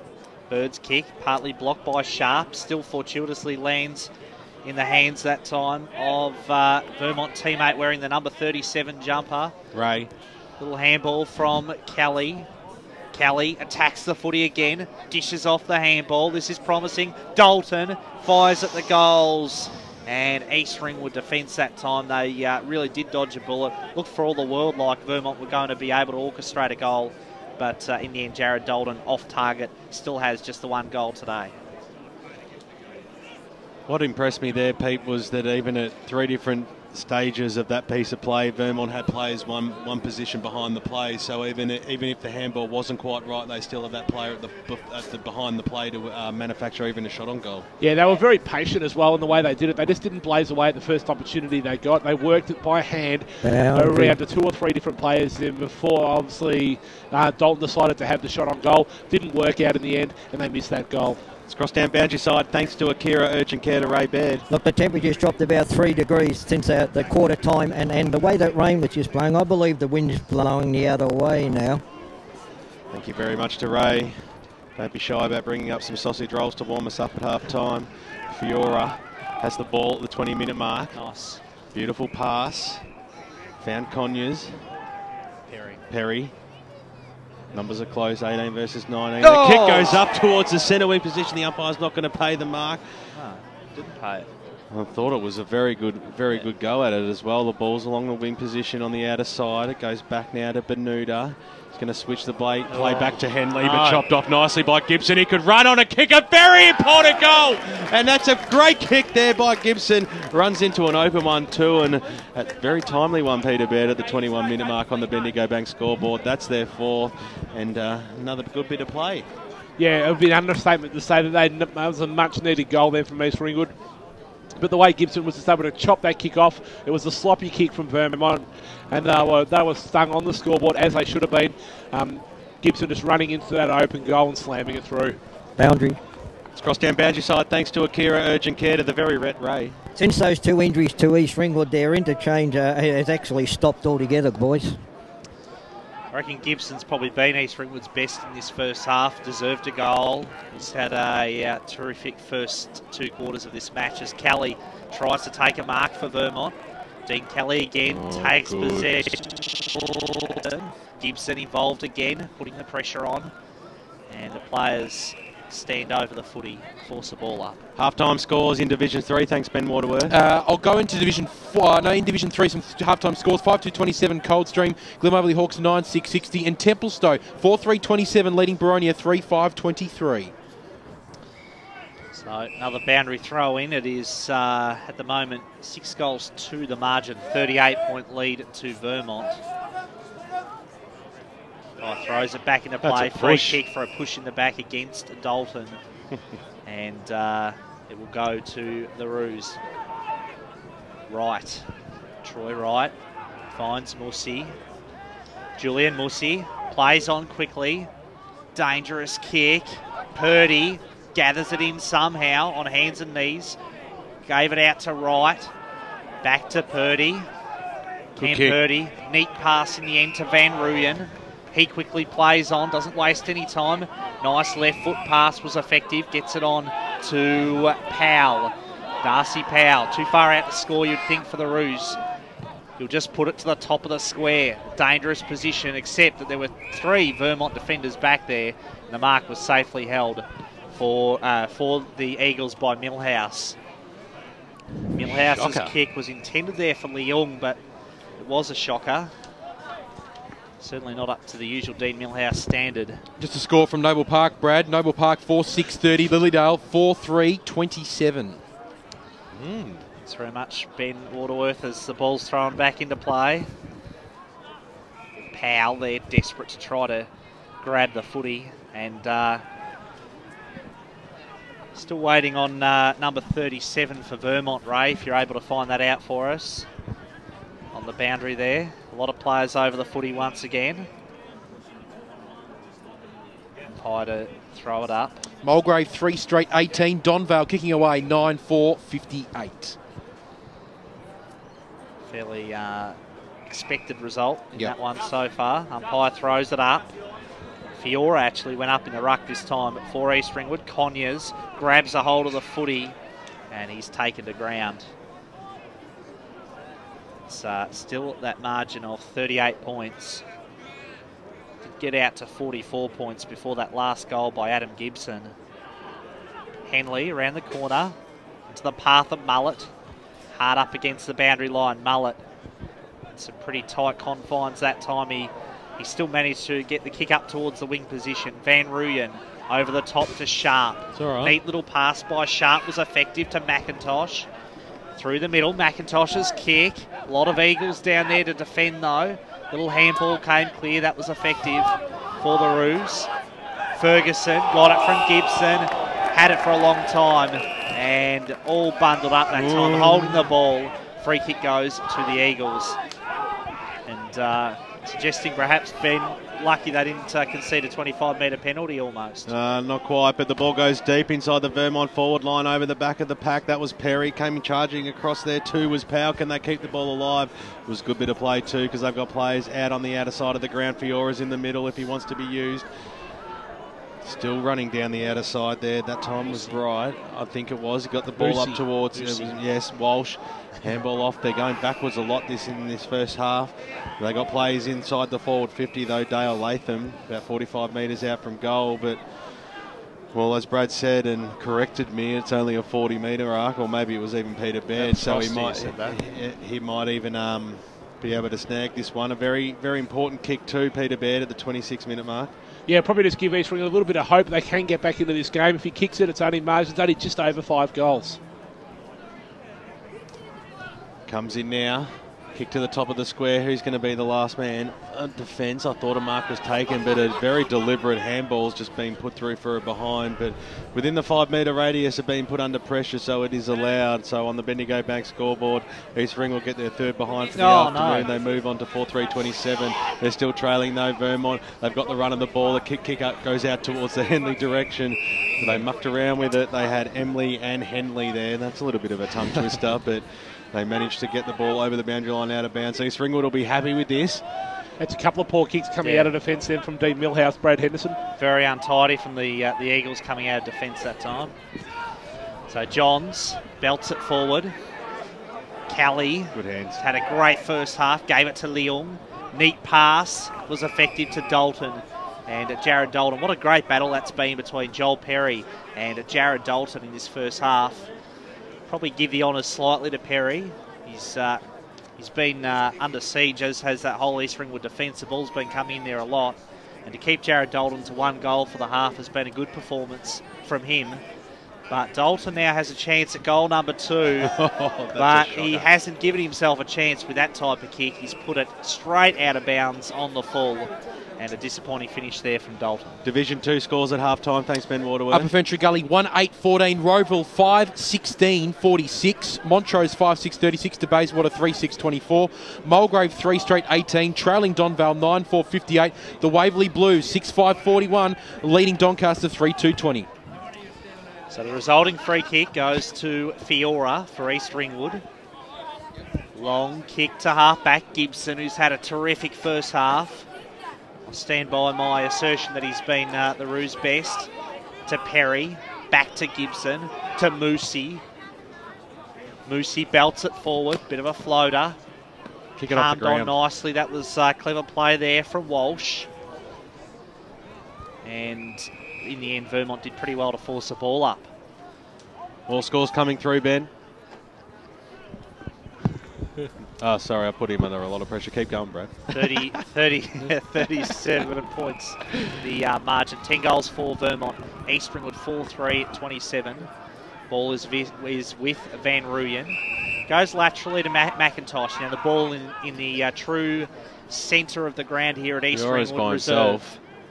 Neat pass. Oh, well, it looked okay off the boot by McIntosh, but it was straight down the throat of Mendez for Vermont. And Daniel Mendez, that is. Clearing kick, and that's a shocker as well by Mendez. He's put it straight out on the full. It's fair to say the last couple of minutes of football, Ben Warren-Smith hasn't been the finest of season 2012. Peter Baird's having a little giggle to himself over there. Boundary. Yeah, I'm just thinking that maybe perhaps that ball's getting very wet. We are late in the quarter, nearly approaching 29-minute mark of the quarter. Perhaps that ball's picked up a bit of water. It must be very slippery. There's probably been 4 or 5 kicks I've seen that have been really shanks off the side of the boot. Don't know if that's played any part in it at all, Ben Warren-Smith. Oh. Nice of the fans to just not even retrieve the ball for any of the players, so we probably lost a minute there. Purdy has it across half forward. Short passes on, that's okay. Latham still about 60 metres out from goal. So what are you suggesting? Nobody on that side of the fence could be bothered fetching the ball. Correct. That's exactly what I'm saying. Latham kicks it to the hot spot over the back of the pack. That time flying was Gibson. And why wouldn't you go to him as well? Handball out. Fisted on by McIntosh. Gained some valuable meterage, but they're going to clear now. Emily. This is the Eagles, that is. Gets a short pass on to Dalton, who's moved up from centre wing. There's no one forward for him, so he's just going to take his time. Wait for players to find position. He's even going to decide just to... Why wouldn't you go backwards? So Henley goes backwards again.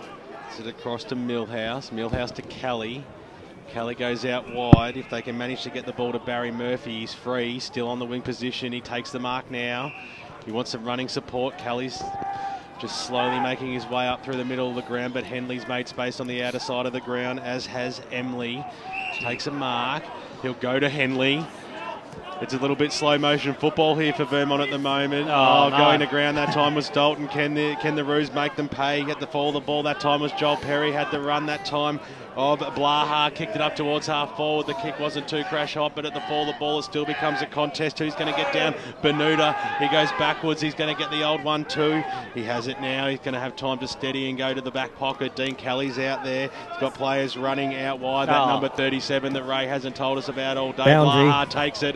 at 40 metres. Sells a dummy and might put through, and he put it goal. No, he's pushed it to the left-hand side, and a minor score is the result. And the East Ringwood Football Club moved to 4 goals, 4-28, still trailing Vermont, who are 10-4-64. And that was Dale Latham who had that shot. Let's cross down boundary side, thanks to Akira Urgent Care. Ray Baird, Peter Baird's obviously got your back. I've been trying to get your attention for 5 minutes. 37 is Andrew Ellis, boys. Just yell it down the line, Ray. You're not on until we say you're on. We'll just take any information you can give us. The ball's now down across the half-back line. Sorry, Brad, I'm just going to chop you out. Muller has it right in front of us. He's on a little bit of a roll. He falls over as he kicks it. The ball goes up towards the half-forward line. Mendez on hands and knees. The Roos are going to charge forward here. Who's going to hate it? Powell gets it. Handballs backwards. Puts his teammate right under a lot of pressure. He was gang tackled. And we'll have a bounce right in front of us here. 32 minutes gone in the second term. It's a big margin. 6 goals. The umpire wastes no time. It's Ross who's going to get the knockdown. Got it straight down to Griffiths. He went backwards. Neat kick that time by Leung. Got partly smothered off the boot, and we'll have a boundary throw in on the half-forward line as Brad Henderson takes us away for the last minute. Thanks very much, Ben. Boundary throw in, half forward for the Eagles. 10 goals, 464. East Ringwood 4-4-28. That margin it's sort of been what it has been. The margin as it is now is pretty much what it's been for most of this second quarter. So it's game in a little bit of a holding pattern for much of this second term.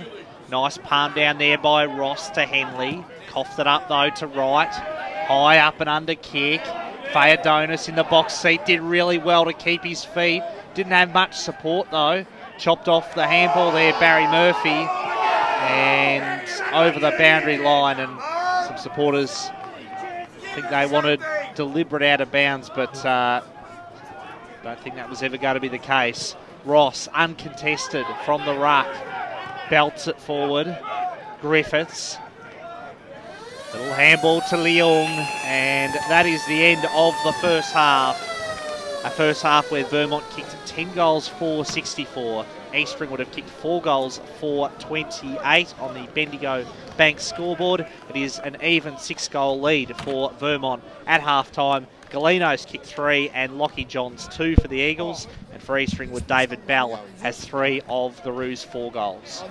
Great game happening out here at East Ringwood Reserve. Let's hope the home side can make a bit of play for it in the second half as the Eagles look to run away with this one. They have that 6-goal lead at half-time. Texting your scores and any questions you have for the afternoon on 0419 654 082. And we have had one come in from Pete Ben Waterworth, who would like to know the score at the Park Orchards game in Division 4 today.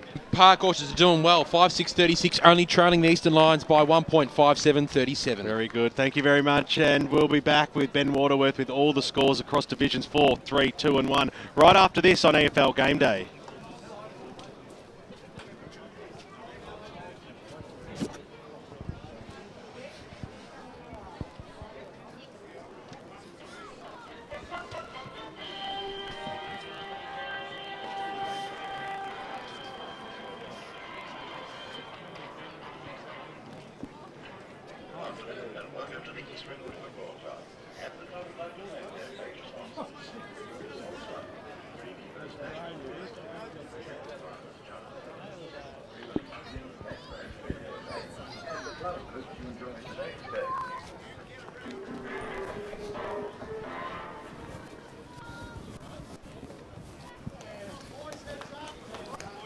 Hoping Peter Baird out in the studio can hear us at the moment. Pete, this is your cue to press the button, mate. We're waiting to go to some messages. Thanks for the Eastern Football League.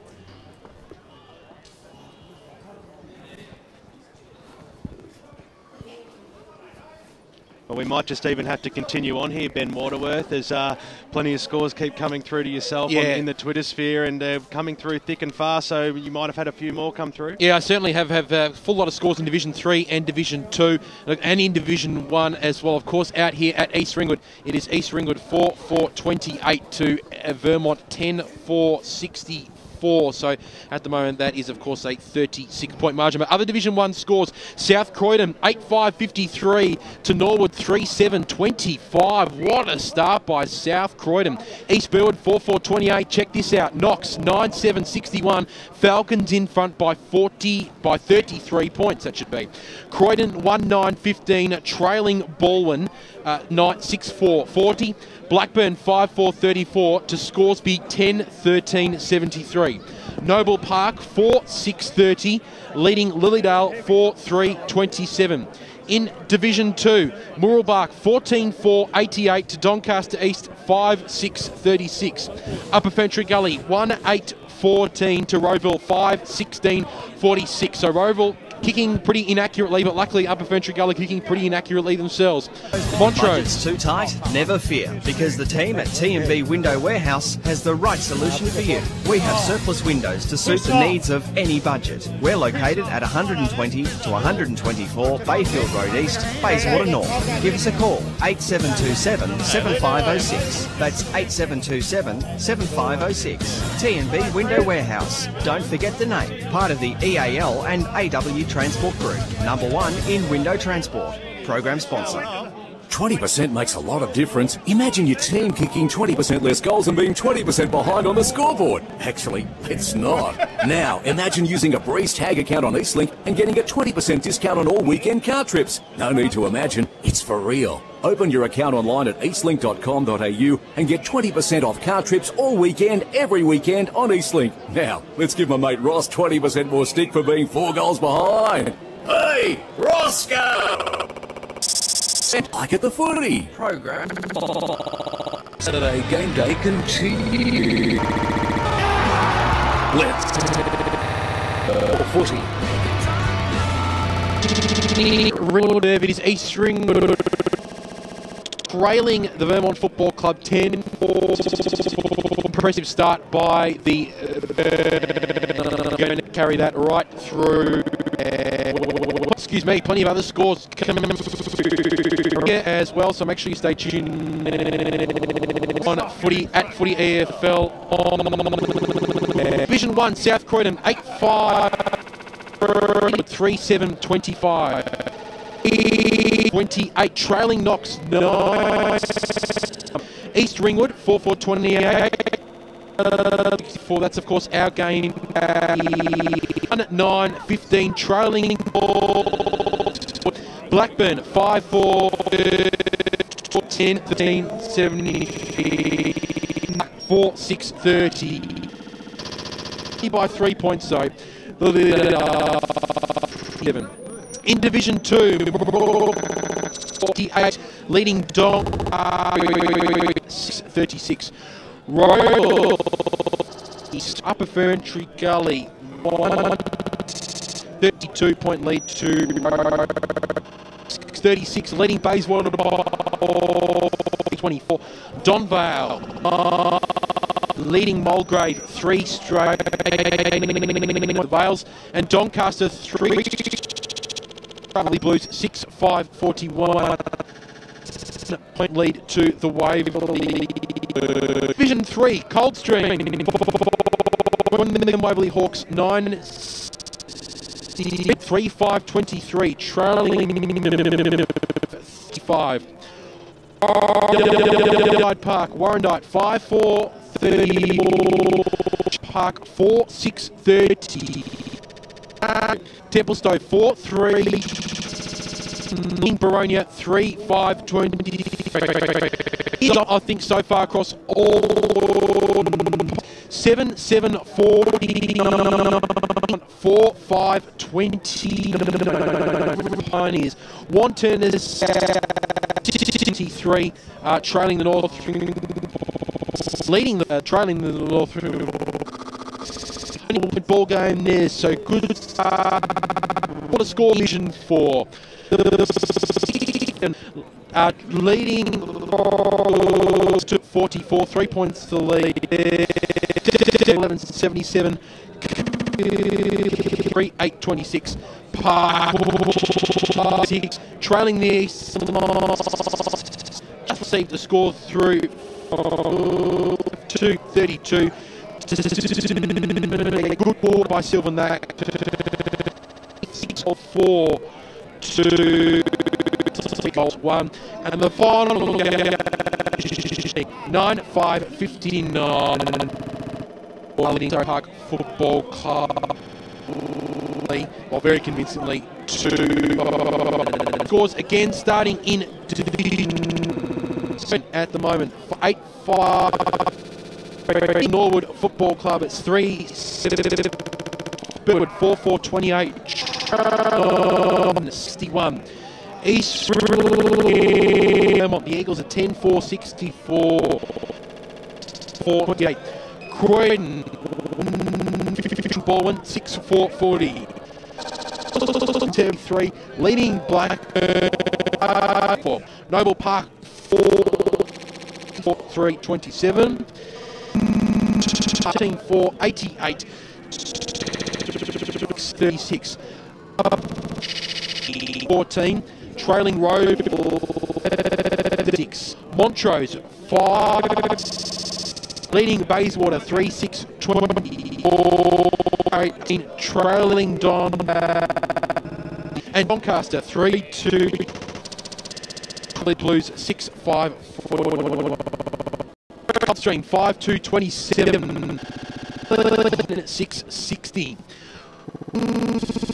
3. Trailing my 18 leads at the moment in 34. They're in front of Churnside Park 4-3-27. 23. The Whitehorse Pioneers leading Heathmont 4-5-29. 20-point lead to the Whitehorse Pioneers. And the a good fight against North 43. What we might do, we might take a break after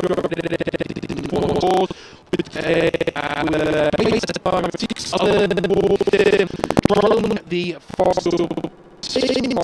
7 3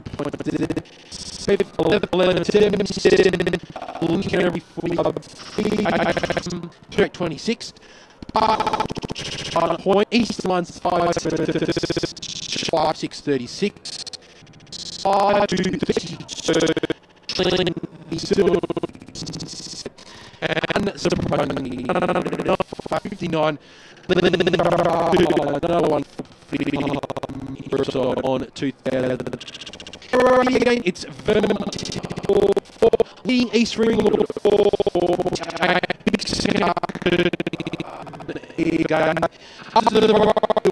All scores from around the east. Scores, and I'll bring the Western all listening to EFL.org. This is put in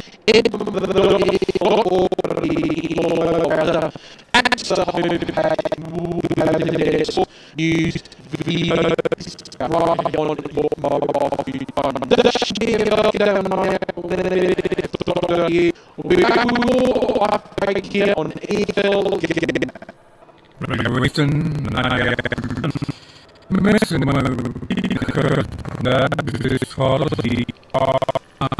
Marketed the Horse City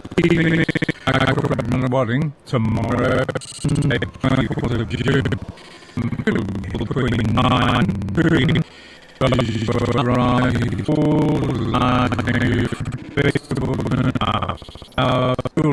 Fashion foods. Cultural performing throughout the city of Whitehorse. About the market or book a place for school, please contact this phone by 0412-324-249, and that's 0412-324-249. In desperate need, never fear. The warehouse.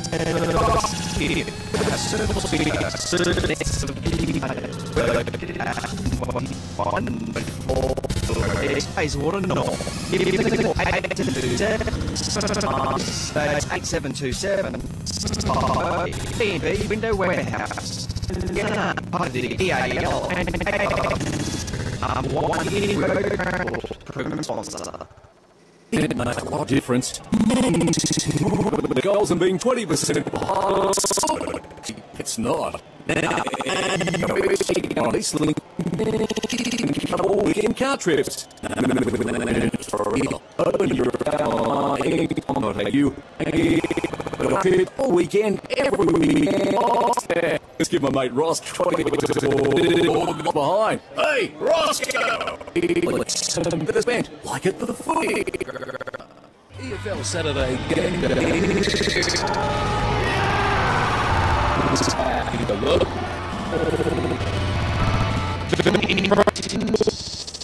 For the day right here on Eastern Football great score. So that's 20 points up on the 1 point ball game and the Eastern line. A couple of great games. Any people calling this game here on the ground, we're just waiting on the the first half, very positive first half. Able to come out today. Don't know why they have. A bit more than they have. Probably disappointing thing for me.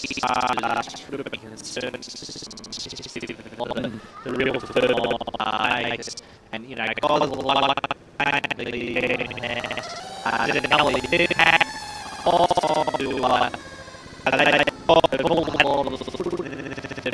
like plenty of time I want to see which it's not a big ground or a short ground. It's for the opposition. So we'll look through Blackburn 5-4. They're trying to do a fantastic job. The pass. So score beat football. 8-5-3-7-25. 4-28, 61. Here in our 4-28, trailing 4-4. Trailing Baldwin. Noble Park 4-13 by 3 points for in Division 2 is the 48. They are leading Doncaster 5-6. Upper Ferntree trailing Royal 15-46. 36 leading base for Dunal 9-4 trailing Loyal 51. That's all the scores of Division 2. 5-27 96-60, 33 points to lead. Ringwood 3-50,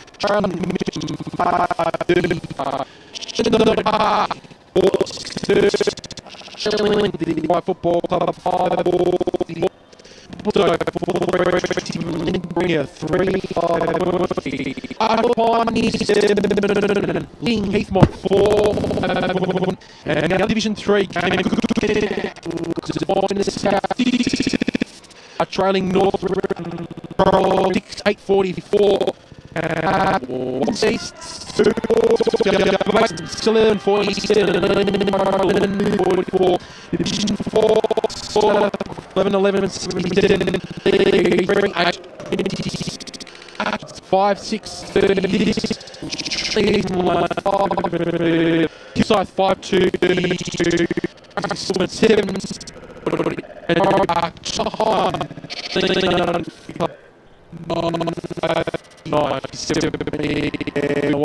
Of course, you can take this team on -54 0-1 or if you want to the question posed to the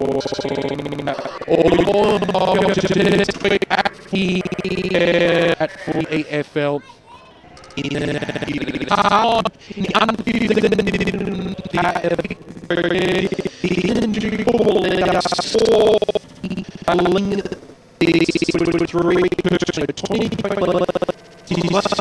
plenty of time to come back to wasn't filming